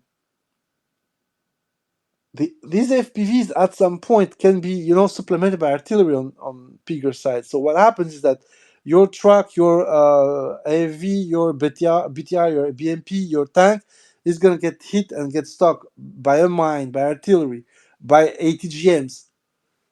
And then the FPV Fiesta is going to go through. And the biggest problem is also that the FPVs now on Ukrainian side are not only used on this, defensive aspect. Ukrainians have literally bet the farm on the FPVs as a replacement for their artillery rounds, because the artillery means the barrels need to be saved, but also they're in danger every time you get a counter battery radar listening on the Russian side. On top of it, the FPV flies on the, I'd say, lower strata of the sky. It's right there with the DJIs, the small drones doing tactical reconnaissance for a limited field of view. But on top of it, the Russians systematically tower them with Zalas, with Orlans, whatever you want. Um, in many cases, I say the FPV is opening a Pandora box for the Ukrainians, because at some point, be that with this multiple effect, so passive defenses, cope cages, era, barriers that you can put on. Then you add electronical warfare that would work or not work depending on the frequency. And then at the end, you're gonna have to use the APS, the active protective systems like Arena, like Trophy, whatever. So in this case, it's more, I think, the problem that, especially the Russians, because they can install them right away. They have a system at home. They do not need to, start asking for a trophy or asking for very expensive unicorn systems from the West. But they're not doing it because right now it would, put too much effort and cost. And one of the things that the Russians want to avoid, I know it sounds completely crazy what I'm saying, you would say, but putting 100,000 system are gonna save your tank most of the time is better than, literally shitting tanks. I understand that, but it's easier to shit that tank because you already have it in storage than start to rethink how you're gonna fucking start installing this APS.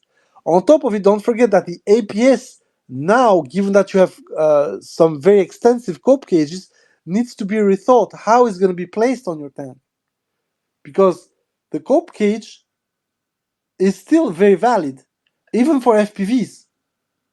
Especially now you have solid ones with air and stuff. But in order for your APS to stay, relevant, now you need to find a place when you're not gonna have a kind of Faraday cage issue with your cope cage, when your components of your APS need to be perfectly active and also detecting whatever threat is gonna come, but also your effectors. So the cassettes that you're going to use to counterattack these FPVs, they also need to be completely cleared of any obstacle. And we've seen that when it comes to cop cages, you got the quote unquote official ones that come from the manufacturer, and we saw that very recently with the T80BVs batch that were sent. But then you got the field modifications. And those field modifications are so extensive that I honestly do not see how those things are going to match with a APS system, which would at least save 60, 70, 80% of the shots that we see on tanks. Now, I said that from the beginning, electronic warfare is just not a panacea. You're going to always have one or two slipping through. And it's the same thing for the USVs in the Black Sea. It has to be a full spectrum answer, and for this right now the Russians are behind, and for some reason they do not want to uh, or I don't know what's going on, but it's just that they don't seem to have that answer right yet. On the Ukrainian side, I just think that they simply cannot uh, enact this counter effect. They also have APS. For instance, the Zaslon would work perfectly on the lateral defense of the tanks, and also on top defense of the tanks.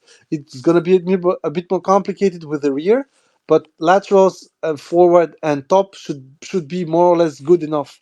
And by the way, the Russians have the same kind of system called Doj 2, and it used to be a copy of the Droz system built in the 80s. But all these things do not seem to, have a use.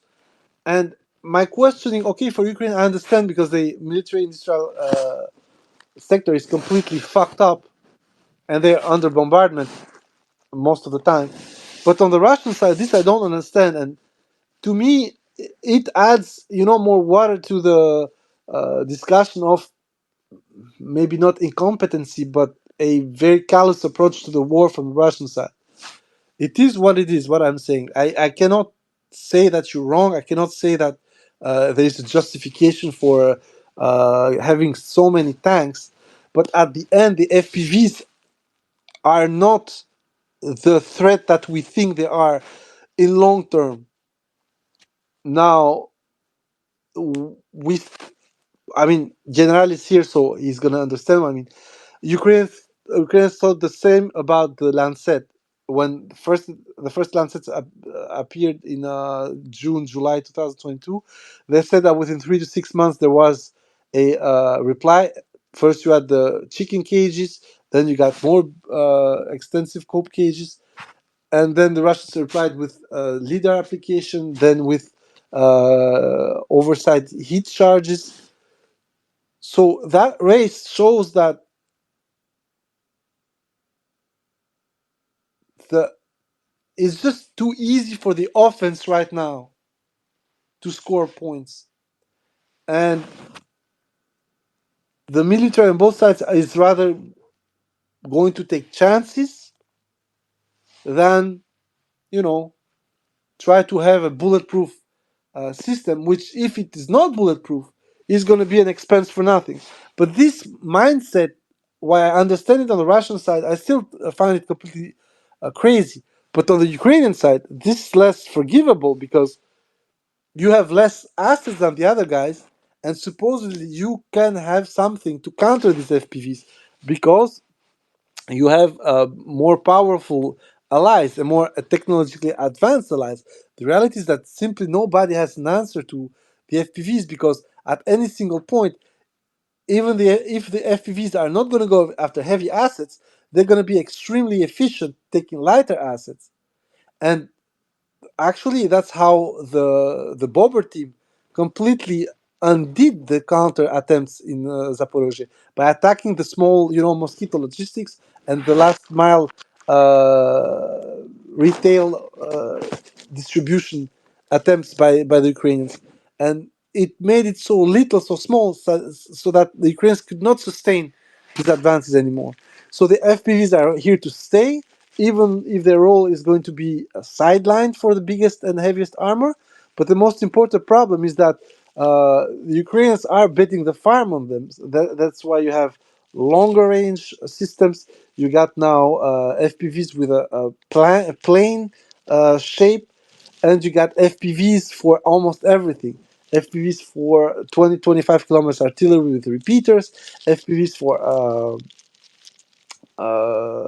uppers solutions, for basically anti-personnel solutions. You got FPVs for with hyperbar systems. So basically, they use that to blow engines. I saw that recently when they attacked a Rem Diesel 3 STS because apparently there was this whole show that I hit one Rem Diesel 9 times. The car was fine. Now they have a kind of hyperbar system with a cutting rod that goes straight through the armored hood of the cars and blows up the engine. So basically, even if you cannot blow up the car itself, at least the engine is shot, and then they need to use a tank or whatever to pull it out. So a lot of things on the Ukrainian side, they got also thermobaric. A lot of things on the Ukrainian side literally show that they are going for cost-effective solutions, what they think is cost-effective. while awaiting, of course, help from abroad. But this, once again, it doesn't solve the problem on itself. It's just, as I said, you just level the playing field. Um, and yes, there is a bit of incompetence. There is a bit of uh, an issue with the fact that the FPV is exactly what we're having with a lot of weapons right now. It's an open space; everybody can take advantage of it. Before, you had a lot of these weapons like the javelin and so on. They required an ad hoc response.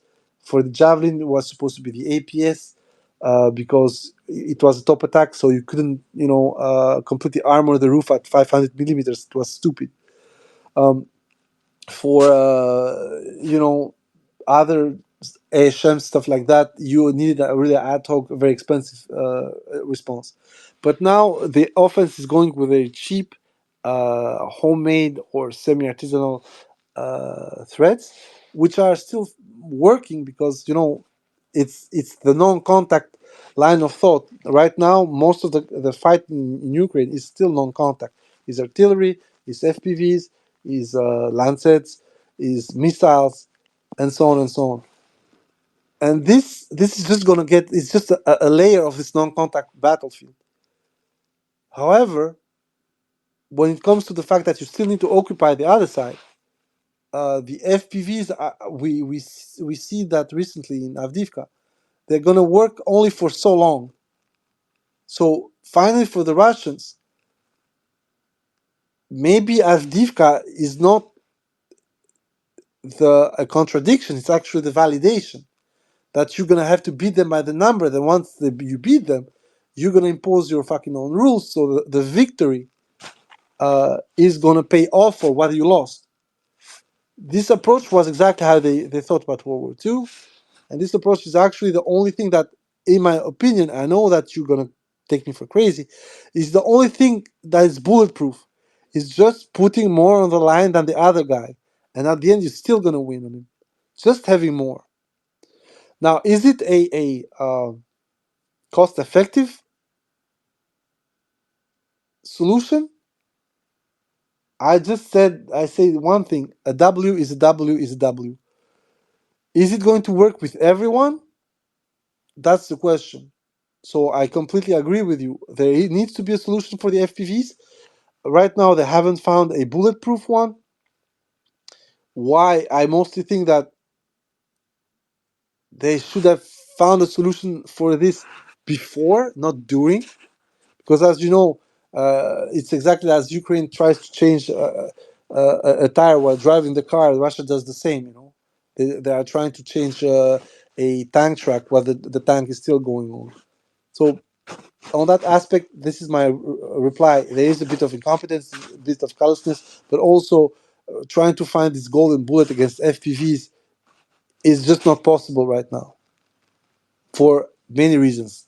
Frontline, uh, personnel being stupid, sometimes also circumstances, like the very attack that they supposedly stopped only with FPVs, according to the guys who were under fire, they said no, artillery damaged a couple of tanks, so we were forced to actually cut the power for the jammer because we need to communicate and stuff like that. So you have all these things that come together that make it that for the moment right now the FPV has no, optimal answer.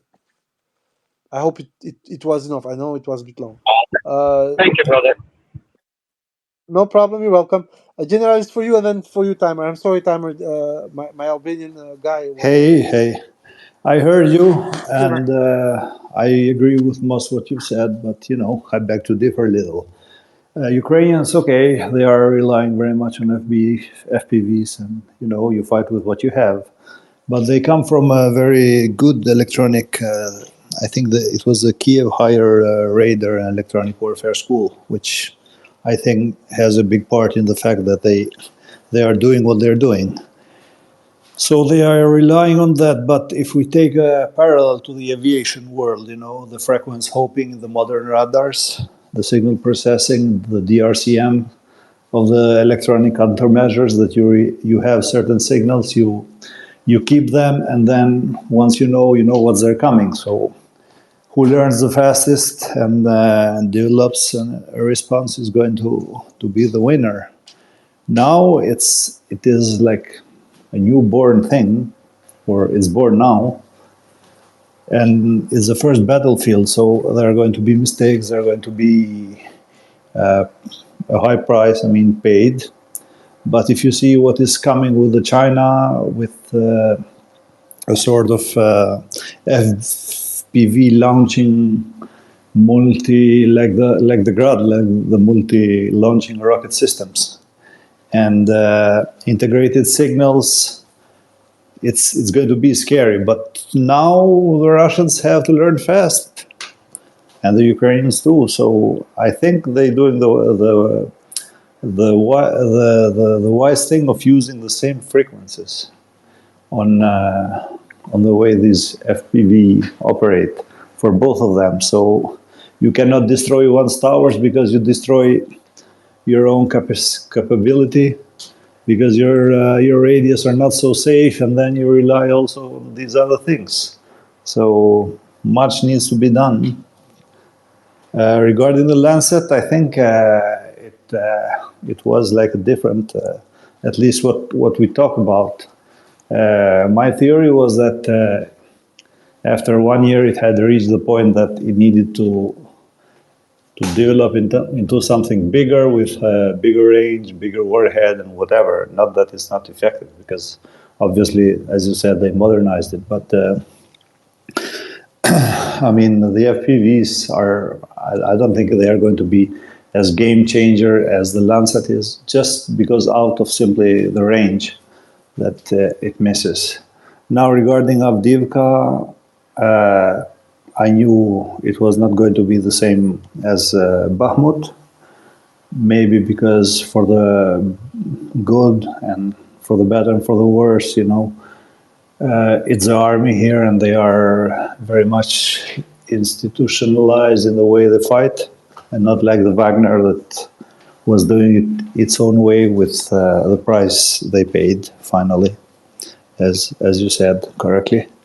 But it's the aviation that is changing. It's the game changer, because I remember the videos, whichever president they got, first Poroshenko and then Zelensky, when they were visiting Avdiivka and the trenches, and how armored they were and how well built they were.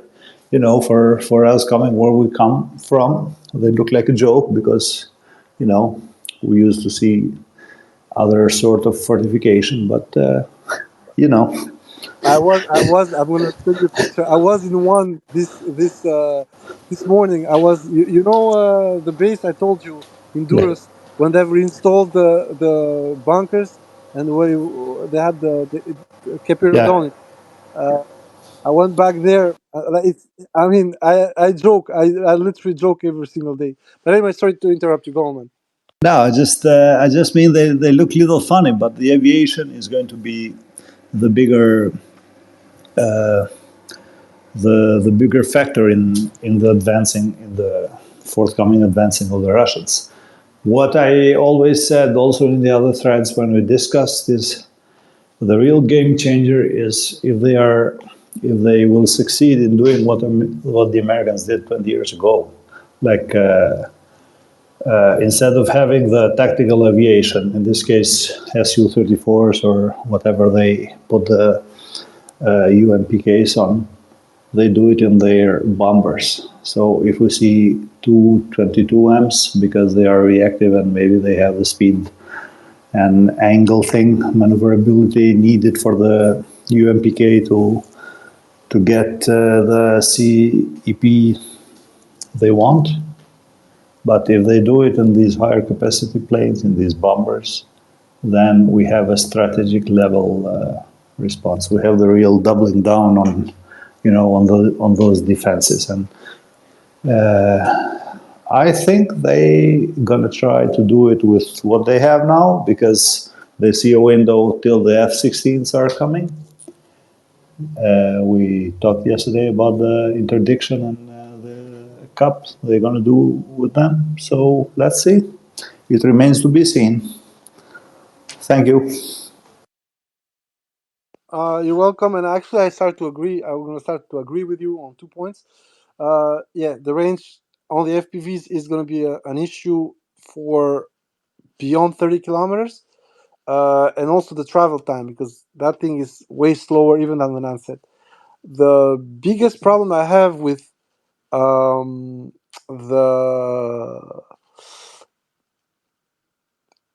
aviation role in Avdiivka is, if probably people are gonna remember me, I had a fight with a guy that was pro-Russian who said that the VKS had regressed and now everything was pre-planned, and I was like, my friend, this makes no sense. And here we are seeing exactly what I felt, that first of all, most of the bombardment from the Russian side is mostly tentative, which is that the precision, I've spoken about the motorics, the issue with the motorics of the UMPK kits for a while.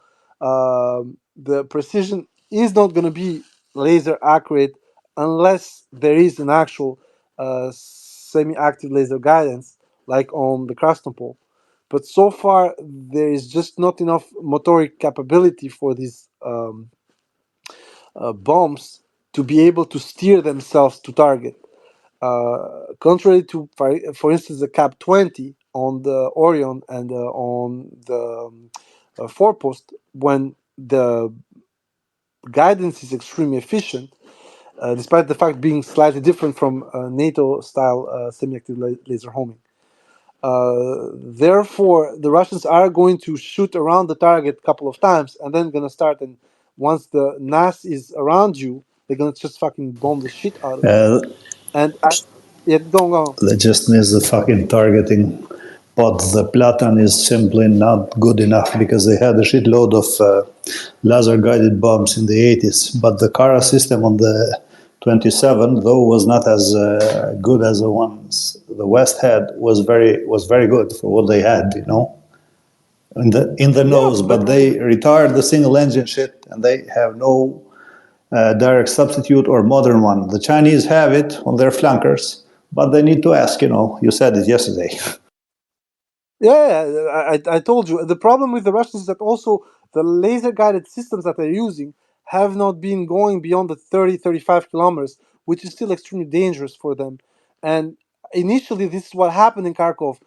There are more and more pictures from fighter bombers and other guys who are literally showing Su-34s and Su-30s with KH-29s.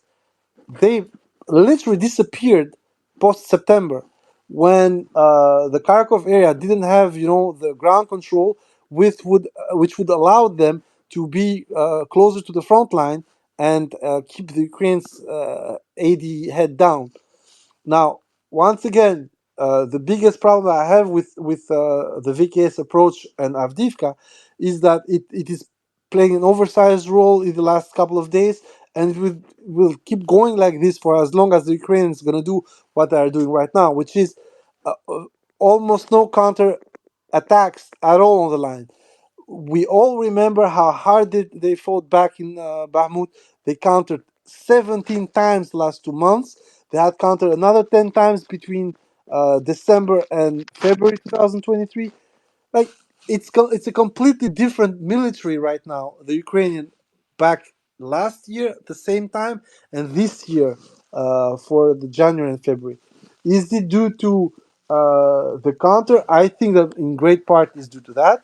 And on the other side, you're completely right. Now it's an institution fighting, not, amateurs or condottiers like Prigozhin was to be. It also is obvious in the fact that, as I said, the account made for Avdiivka is what I said in the morning, and I'm saying right now. The fact that the logic is, even if they recover 20, 30, 40% of those vehicles, put them back into action, it's 200, 300 vehicles they can recover, which allows them to redo another Avdiivka 20, 30, 40 kilometers away. the advance allows them to erase a huge part of those losses when it comes to force regeneration. Back in 2022, there was no advance. Everything was lost, abandoned, and they just pulled back. And this is the biggest difference where I think the Ukrainians are going to have a problem if they keep being pushed aside like this. Because right now they can afford the no contact type of fight, but in those calls they cannot. When they're going to be backed off the Karlivka reservoir, they would be not able to do that. And when they're going to be pushed beyond Ugledar, they're going to come straight up with the Velika Novoselka axis, and then they're going to have the Russians on two I just have a sides. question. Sorry to interrupt. Can they pull a Novakakovka move, the Russians there at the reservoir? No. No. They will have to wait until the summer. And I said that any kind of Novakakovka move that the Russians could try and do would be just to cut the rear of the Zaporozhye area. So basically take out Nikopol, install themselves in Nikopol, and push forward to afford the forces that are going to attack on the left bank of the Dnieper to completely take 80% of the Zaporozhye city. And cutting the bridge would afford them to always be able to, come on the back, seize Zaporozhye. Basically, the oblast is gone. However, that's a big gambit. Why? Because if they have the force to push Ukraine 10, 20, 30 kilometers from the reservoir itself, then I have this feeling that the Russians are going to still overestimate themselves and overextend themselves. Therefore, whatever is going to happen at the Novakakava Reservoir and Nikopol area is going to be a diversion attack in order for the Ukrainians to be stuck between two fires, so one attacking the city and one taking you from the rear. And on top of that, if you cut the three bridges, you need to go to Novomoskovsk. Novomoskovsk means that you're going to have 200 kilometers to be able to sustain the Russian attack on Zaporozhye from the east to west. They can, if they try to decide this suicidal approach, they still can. Unfortunately, they showed that in Avdiivka they could throw away one or two brigades. But in my opinion, that will be once the front line would be advanced beyond Orikiv on the south, and also when they would come from east to west beyond Ugledar. Once you have this huge 120, 130 kilometer salient from the reservoir to west of Ugledar, then they can start that, because it would put the Ukrainian forces in that 130 kilometer area under a lot more stress than what the Ukrainians tried with over 300 to 400 kilometer stretch of counterattack from Bakhmut to Kamyanske next to Energodar. So overall, all these are, once again, it's a vision for the future. The Russians would need to do so much more to get there, but I completely can see what they are doing. And this scenario is, if it happens like this, would be the biggest own goal the Ukrainians scored when they blow out the Kakova Dam, if they did it, and the biggest thinking ahead on the Russian side if they did it. So it's completely crazy to think that they took the gambit of daring the Ukrainians to go through, the rather dried up reservoir right now, and the Ukrainians never took the bait.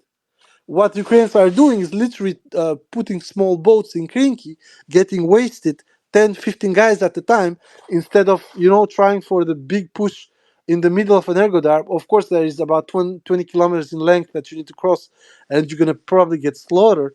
But at least that is a lot more sustainable if you have this beachhead around the Nergodar than Krinky, where tanks cannot pass, amphibious means get targeted the moment they show themselves. So all these things on the Ukrainian side is very much a problem, and that's why I made a small rant at the end. I do not understand who is guiding them on the day-to-day task board, because on the strategic one I can understand that Americans just want to bleed the Russians, so it doesn't matter how much Ukrainians are going to take. But how the Ukrainians do not see that the only thing they're good at right now is to just die in order to kill more Russians. There is no strategy in there that I've seen so far that would allow them to get back all the territory first, but also score a definitive golden bullet towards the Russians. It's just not doable right now. And also, I'm going to get to something that you said. Let's say that the Russians go back to, this readaptation of the UMPK from the crap show that we have right now to the models that were shown, 11 to 15 years ago. Those can fit into a 272 bay, They can also fit in a more regular fashion under a 234. So instead of having 4 right now, you can have 8. And this, in a certain way, should completely change the game in the sense that it's going to offer the Russians a lot more flexibility as well. You're going to drop 4 at one area, fly 30 kilometers away, drop 4 to another area. It's going to just bring more and more and more and more danger to the line for the Ukrainians, and also beyond, of course. Well, I hope this was enough. If you may allow me, I'm going to go to timer, and then it's going to be next time. Okay? Timer is on you, man. All right, thanks. So one thing I'm curious about, as we, look at Shoigu visiting UVZ, whatever, is there a realistic transition point in which an army can move to an entire new chassis, like the T14, T15 system? Because I think a lot of these issues that you're seeing now, the more that you think about retrofitting, whether it's, I guess Drozd has some alternative, or Afghanit or whatever arena, these systems are incredibly expensive, and it's just like, at which point after this war concludes, do you stop and think, this new system needs to be fixed, because no matter what, the old T series can't, in the long term, handle these new threats? I mean, I know this is like a speculative, usual Twitter bullshit, but that seems to be the only functional solution to a lot of these issues. Well, first of all, I'm going to be extremely contrarian here. I do not think that the old objects have a problem. Quite the contrary. I would say that if you were today to adapt the object 187, but solve the problem of the current carousel, I'd say autoloader, instead of having the autoloader where it is right now, having a discardable autoloader like the Object 640, then it doesn't matter what the damage is going to be on the autoloader itself. You just discard the bustle, get the fuck out, and mount a new bustle. And when it comes to the protection from above, yes, it's true. The T14 is not solving anything from that point of view. There is air on the roof, but there is a huge hatch where the thickness so far, the service hatch, has been estimated between 40 and 60 millimeters, so 4 and 6 centimeters. We've seen that most of the FPVs, the heat FPVs, are going to cut through there without a problem, and the heat charge in average is over 1 meter long. With this effect, it will hit the autoloader storage, and it will just do exactly what it does right now. What we don't know with the T14 is that how it's going to affect the hull. If it just expels the turret up, no biggie. The crew can just get the hull back to repair, and it's fine. But what if instead of expelling just the turret upstairs, it cuts the hull in two, or it does damage to the transmission? Well, then the problem with most of the tanks right now is not that much that the old design types of the 3-volume with a volume 1 driver plus whatever you want to add there, fuel reserves, instruments, in some cases the engine for the Merkava. Volume 2, you got the connection between the tower, the turret and the hull, and there you can have whatever you want. Once again, like in the Merkava, you can have some fluids, communication, your crew, and then volume 3 engine, or like in the Merkava, ammunition. All these three volume aspects of the tank, they're not going to change for as long as you're going to have a heavy turret over 10 tons. The problem that we have right now is, do we want tanks? Do we want a vehicle with a gun mounted on it, with a fuck ton of explosives ready to go off?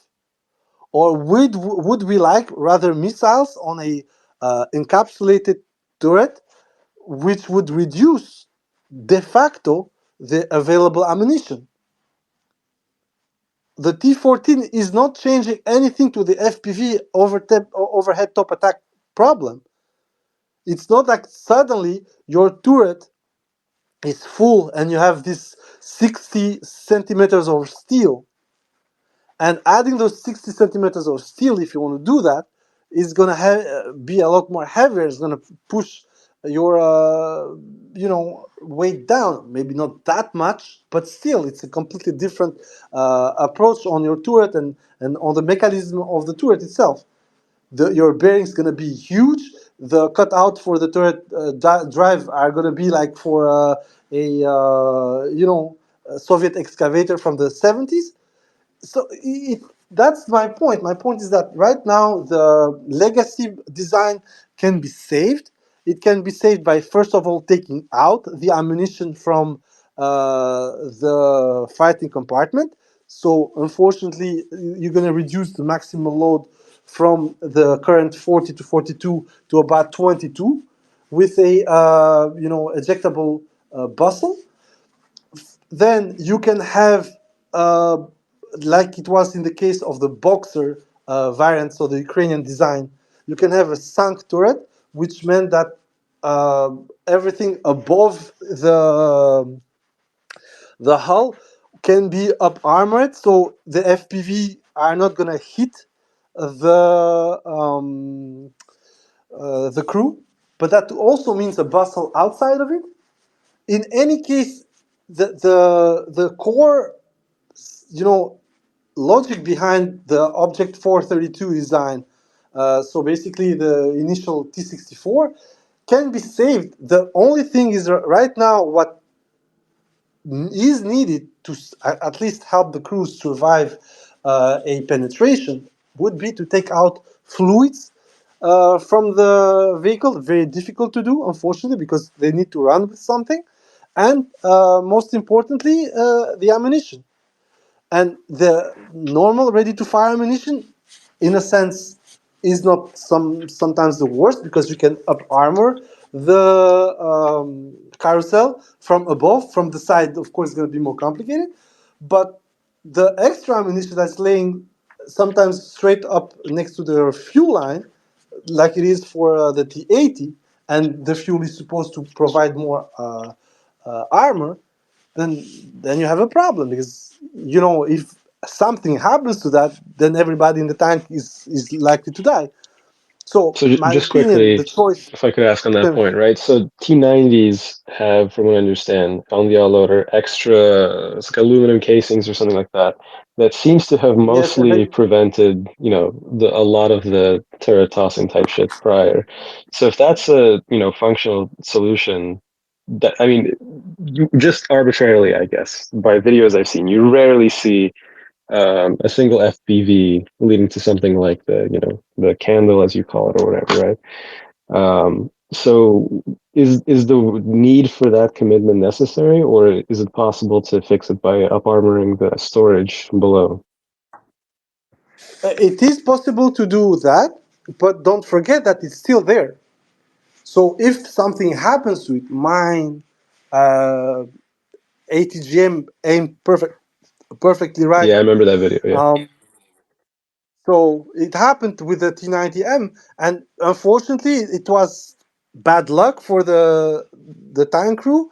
Also, they showed a little bit too much skill, if I may, and that happened. But if you want the combat compartment to be completely safe, at least 99%, because completely safe it doesn't exist. You're literally putting yourself in danger when you're going to combat, then everything needs to be outside. There is the solution. I know a lot of people are going to get extremely crazy with what I'm going to say. There is also the solution to completely take out the fluids, the inflammable fluids, or at least in major part, by having an electric engine. But then you create another problem, is that any kind of hit to your battery or any kind of hit to your drive means that you're dead. At least with a mechanical system, you can still do something. So are we gonna go towards these fully electric power packs that are gonna have super torque and everything? But given the kind of irregular terrain they're gonna cover with tracks and stuff like that, your biggest problem is the irregular consumption of your battery. On top of this, before even starting, your biggest problem as a tank is not even getting penetrated. Your biggest problem as a tank is you roll on tracks. A pin is blown up very easily. You have exposed optics. You have an exposed gun. 90% of the M kills are gonna happen, even if you are super armored, are gonna be because they're gonna start hitting your combat power. It's gonna be your periscopes, your GPS or gunner primary sight, and all this. It's fine, but then what? You're gonna lose a track. You're gonna get outside, and they're gonna start showering you with artillery or ATGMs or whatever. So for every single aspect of the tank force, there is a counter aspect that needs to be, taken into account. And taking that into account means abandoning. I'm sorry to say it like this: abandoning this holistic approach of protection. Something's got to give. So what do? Do you release the potential for destruction? So basically reduce your combat load in order to save more of your crew? This was tried multiple times in the past. No, crews want more power. They want this ammunition. So are you gonna change your platoon design with, like you're gonna have 5 tanks in order to have the same firepower capability at some point, and then add automatic loaders with you? Like everything has a price, and the problem right now, in my opinion, is that the Russians could do a lot more by just using common sense, but they're not doing it not because they're stupid, but because it would require time and pull most of these tanks out of combat and just reduce the capability of these tanks for at least 2 to 3 months. I know that they could do this with the new ones, and where are the changes? This is why, for multiple times, I've said I don't understand what's the hustle with the arena. It's true the system is not perfect, but for FPVs, it would save numerous videos when I literally cringe. And this is the reality. Now, for the T-14, we have had multiple cases when completely new tank types have been introduced. For the Americans, that was the case. For the Germans, that was the case. And of course, for the Soviets, that was the case. The introduction of new systems when it comes to the T-14, actually the only main difference is that you are going to lose your people in the turret. But for all the rest, the equipment that is being used, the interconnectivity, the mechanical approach, and so on, remains more or less the same.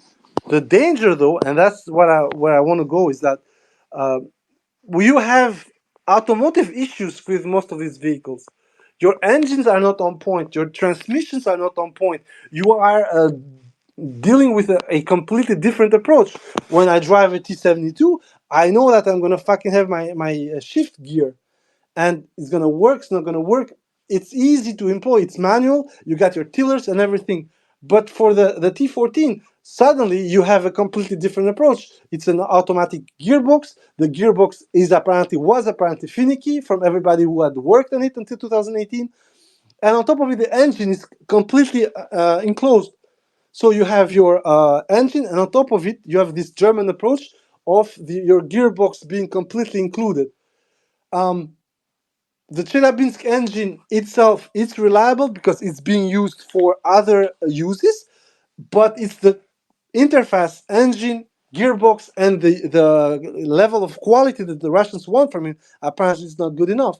It could be a manufacturing issue, whatever. But all this, it's meant to say that the problem with the T14, T15, T16 are far more conceptual. They haven't been, standardized and solved before they get thrown into the mix. I don't think it's the troops that are going to make the mistakes, because the troops are going to make the same mistakes with the T80 than with the T14. Troops are always going to fuck up somehow. I know, I was there. One of the things was with the T59 that I was driving is that I would always, for some fucking reason, cut the stabilization. Because it was funny, playing around with fucking gunner. But that's fucking around, like, this literally, it caused more wear and tear on the turret drive, and also it completely fucked up the zeroing and the boring of the main gun. This is just me being a fucking kid with a fucking tank. And of course, you're gonna, learn to stop this, but troops are gonna goon around with equipment. And we've seen that in many cases. We've seen completely empty turret buses that were supposed to carry extra ammunition, T90M, empty. The troops don't use them because they're afraid that they're gonna blow up and fuck up the engine. We've seen commanders having an actual, episcopes, passive ones, open the fucking hatch on T90Ms. Like, why would you do that? What's the point? You literally have a visual aid with episcopes for that purpose, for you not to open it, because on the T90A and T90 normal, over 92, you only had your TKN, and it was problematic to see everywhere with the cupola.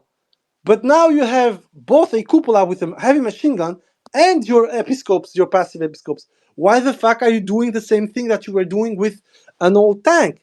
And this cannot be just because you just got the tank right away. It is because, despite everything, you need that awareness. So troops, as I said, are always going to goon around with equipment. Be that old, be that new, it doesn't matter. It's a subculture, and this is for Americans, true for Ukrainians, true for everyone. We have Ukrainians literally being shown flaming up their diesel engines to start them off, which is, and I'm telling you, I had the same point, because sometimes we would put fucking a bit of a stove with hot water. We wouldn't completely start the fire under the engine, but we would put indeed the fire plus hot water under it, so the engine could defreeze fastly. But Ukrainians were using blowtorches, my man. How can you deal with that kind of cultural problem? And it's true, they need this tank to start early and so on. But this is what I mean, is that you don't have a simple problem of production and of equipment and of capability. You have a problem of people being into war, having unforeseen situations, and fucking around to solve them. It's exactly what happened to the Americans in Iraq. First thing they did, they started cutting up pieces of steel and up-armoring their Humvees. A lot of these up-armored Humvees were causing cuts. They weren't OSHA approved, so you had a lot of guys getting hit, having broken ribs when the vehicles overturned, or having cuts in their legs or in their arms. It took 2 years before the Americans started to deliver the OPKW kits in order to up-armor the vehicles. Like, once again, the biggest problem here is the Russians haven't seen the end of this war, so it's not, they haven't peaked the threat level on the Ukrainian side. There's always something new. So my idea is, work with what you have, improve what you can do right away until the situation allows you to reduce the losses, so you can start analyzing how you lost them.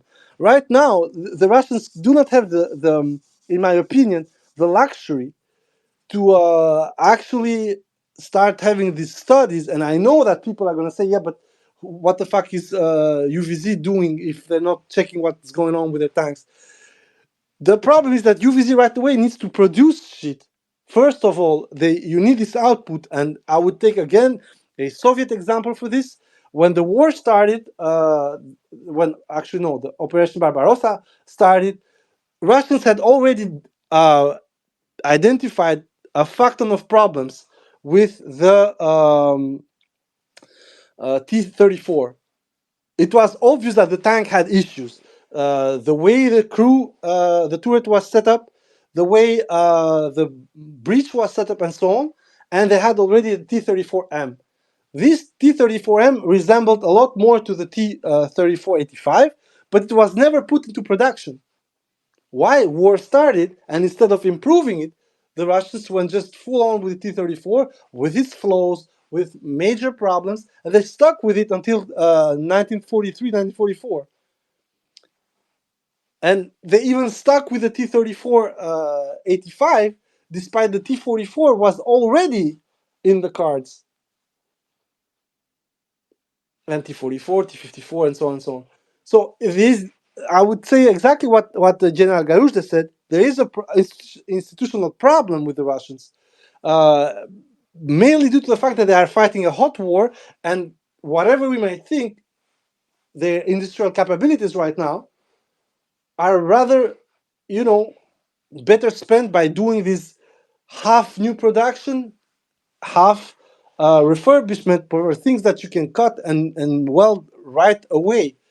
For the T14, T15, or even putting back into production the Object 187, which would be a bigger, more heavier T90M, if you want, it would take time. And right now, the Russians don't have that time. I hope it was a good enough reply. Yeah, thank you. Snake, it's your turn. No problem. Hey, yeah. Regarding your point about about Ukraine and but in general the strategy the thinking about attrition, like the reality is, like, when small countries fight large countries and with fewer resources, the thing that they do offer up is basically more meat. I mean, you really have to make it seem like not worth it to the larger country to attack you, and that often involves burning a large part of the population. The problem with Ukraine right now is like the social contract that Ukrainians have is a very strange one, because I was recently shown a figure from the mobilization office of somebody who's working with them. Was basically saying that, like, for every one conscript that you get out there, you really need 5 or 6 summons, which means that there's just a whole lot of people. A whole lot of summons being delivered to people who are either out of the country or just in hiding, or for whatever reason, like they just don't show up. And it means that there are a lot of people out there who just have active summons on them and who just like put their head down and just bribe people or find some avenue, some way of some way of mitigating the potential for being sent to the front. And this is how Ukrainian society functions, right? Because if you have an active summons, you're not going to go and risk going and getting. You're not going to go risk. Hold on, just 1 second. No problem. Yeah, you're not going to. Just 1 second. I have to. Yeah, you're not going to risk starting some shit protesting, or you're starting some movement, because that means you get your ass hauled to jail. You're 100% getting sent to the front. What this means is that it's the practice of sending summons is a method of social control, as well as like a method of providing troops for the military. And this also means that they can't squeeze too hard, because if they squeeze too hard, like if you if you change the math in people's heads, like from like if I put my head down and I'll usually get away fine, to like, oh my God, there's a 50-50 chance if it gets sent to the front, then society starts breaking down. People would start protesting. And this is why, like, this is the issue behind Ukrainian recruitment, why they can't seem to get more numbers, right? And this is, and once you understand that, then you begin to understand how this whole thing unravels. I mean, it's just like once they start crossing that threshold of pressing too hard on conscription, then the whole social contract falls apart.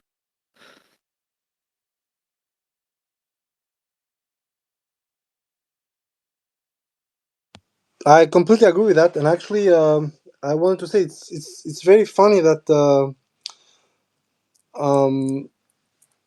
that they didn't thought about it when they thought on resisting. And I had this idea for a while that they were as much surprised of how Kharkov and Kherson went, that in a sense they believed their own con. I already said this, but once shit started to turn sour, they were so much into this whole PR op that they couldn't go back. And as you said, on top of not being able to go back, you also, unfortunately, need to, deal with the fact that your whole idea of winning is based on the maximalist fact that you are going to go to the end. And you said this, at the same time, at home, you cannot play that maximalist game. Like we need to go to the end, so everybody needs to go there.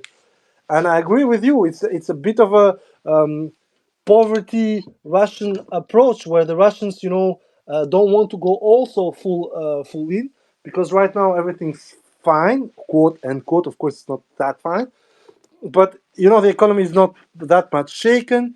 The current set up economy wise allows for the economy to grow, although once again it will be a bit more complicated later. But so far so good. And I agree with you, for Ukraine it's a matter of not breaking up, not completely crumbling, while for Russia is a matter of not inviting the war to the everyday debate. Of course the war is there everywhere, but it's not taking over other problems for the Russians on the everyday basis. So basically they can have their lives more or less ongoing, while on the Ukrainian side this is just not possible. And yeah, I completely agree with you. On the other side, there's one thing I wanted absolutely to know, and I would be completely baffled by the response after the war, is who told them or who convinced them? Because let's say it like this: you are Zelensky. Russians are like gonna do their goodwill gesture from Kiev. But at the same time, okay, he explained it was because of Bucha. I call that bullshit, but it doesn't matter. But at the same time, you also need to understand that someone needs to have done the math for you. Like, we would need that many people to die. To me, it seems that whoever did that, he did a great job, like lying and convincing Zelensky of things that I honestly cannot wrap my head around it. I want to believe, but I don't think that's believable. I don't think that's something that I could believe. So that's my only idea right now. I want to know what Johnson said or what Brandon said, or whoever convinced him that it was going to be all fine, that he didn't need to worry, that everything was cool, and that the only thing that he needed to take care of was, having enough meat for the grill. Let's say it like this. And yeah, I to me, as a person, I cannot wrap my head around the fact that suddenly this guy decided that he was going to fight a larger country that wasn't yet to be mobilized, and that this larger country yet to be mobilized would allow him a second chance especially after Kharkov. After Kharkov and the way Putin reacted to it, to me it was literally it's game on. Well, I mean, I And just say like I think the Zelensky's own internal logic drove much of decision making. I know that like people just don't want to accept that Ukraine has any political agency, but like you have to understand how Zelensky ruled. The way that he used sort of these anti-terrorism, like national security cases against his opponents, including Poroshenko, who was slated to perhaps win the 2024 election had things continued trend as they did in 2021, 2022. But he literally opened a case against Poroshenko, saying he was a terrorism supporter because he bought coal from the Donbass. So that sets the sort of precedent that if you have any sort of dealings with Russia or Russian aligned forces, therefore you are a terrorist. I mean, this is the kind of logic of Zelensky's state. So I think for him, just like his own internal logic drove much of the decision making. Like if he's a guy who negotiates or perhaps surrenders more territory, like how can he, who has used this argument against his political opponents, how can he stay on top of this fucking jungle?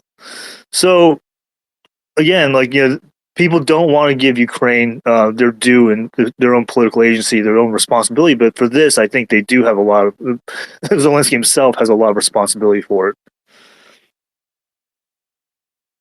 I would be completely inclined to believe you, man. I would agree with you, given how we saw later in October the whole debacle when he still tried this absolutely ridiculous action towards Avdiivka. But I mean, I I still have like they allowed this guy to basically lose the war for them very early on. If it's 100% like that, and I don't see why I don't believe you. Quite the contrary, that literally allowed him to lose the war for them very early on, which is it's absolutely amazing. In a sense, he snatched victory for Russia after the Russians seemed completely disgusted by the August September period. No, it's very weird. I cannot I cannot I can still not put myself to believe that 100%. But what you say makes extremely sense, and yeah, it is what it is. Apparently, a lot of the things that we're going to learn after the war, and of course, if Ukraine loses and a opponent of Zelikoka takes over, we are going probably to have this history where Zelensky was the only one taking decisions, and of course, you're going to have a whole lot of myth bashing, like it happens usually when the side that loses has this messianic figure. And I hope it also happens for him, because I think Ukrainians, one, deserve the truth in defeat, but also I think it would be for the Russians a very good, how can I say this,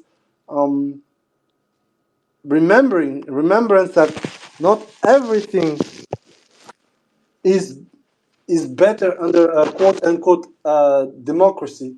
That in fact for everything it's not about the decision making, but it's about the application and type of persons who are going to make the decisions. In a sense, like we can look at China compared to the mess that some of the European polities are having right now. You have one more technocratic regime and another far less technocratic regime. And at the end of the day, the Chinese, I'd say, efficiency type of approach is proving to be a wee bit better than the European one. When, of course, Europe has another problem that it's not alone in this decision making. It's literally the no, I do not consent meme. But still, this is the thing. It's not because you are quote unquote free to make your choices that you're going to make the right choices. That was the point. Well, thank you very much. I don't know if someone else needs to add something or add a question. I will try and do another equipment analysis on the Ukrainian side at the end of the Avdiivka battle. because I retain that we might see the 47th losing from the beginning of this war probably over 120 vehicles from the brigade, of which at least 80 going to be Bradleys, which means that the brigade itself has lost almost its total complement of infantry fighting vehicles, and therefore are already onto the supplies. And if this war is going to go forward, the Americans are probably going to send another batch of them to replace the losses and to prepare the 47th for further engagements. If nothing happens, and given that we saw that part of the Bradleys were also given to the third mechanized brigade in order to sustain their push towards Avdiivka, then that would mean that the 47th, as it stands right now, is for most part, with or without the equipment, very badly battered, and they need a shouldering company, in this case, or a shouldering brigade, which apparently is supposed to be the Azov Brigade, third mechanized one. Another problem that I'm seeing is that we do not have any kind of presence from the Abrams that we had this cope excuse that supposedly were supposed to go to the 47th, but it never made on time, blah, blah, blah. Therefore, they were given Leopards. However, we are not seeing the Abrams even now, where I think they would have been at least as interesting to use as the Leopards that were initially attempting to push back the Russians beyond the rail lines. Overall, what I'm seeing is that whatever is being prepared by the Ukrainians, Western equipment, except for the F-16s, is not having a great day. And despite the fluff pieces posted by different, I'd say, organs of propaganda from the Ukrainian state, if you want to know how good a vehicle is performing, you see if that vehicle is on the ground. And there is one systematic point: T-90M is on the fucking battlefield every single time. Leopards, some of them were still spotted up north, there in Avdiivka. We will not speak about the challenge 2 because, well, that thing is an abomination. But the absence of the Abrams is extremely telling. Therefore, either there is a problem with the IPR loss if Abrams gets clapped, or the Ukrainians do not agree with whatever the Americans want to employ these tanks for, and therefore the tanks are being withheld from the front lines. In any case, guys, thank you very much for your presence. And we will see each other post the definitive loss of Avdiivka when the first images of what is captured or was lost inside the city will emerge. And I'm going to do a hit piece on the 47th and to point out that that company that was supposed to be the poster child of the counter was sacrificed for basically nothing. Thank you very much, guys. Have a nice day.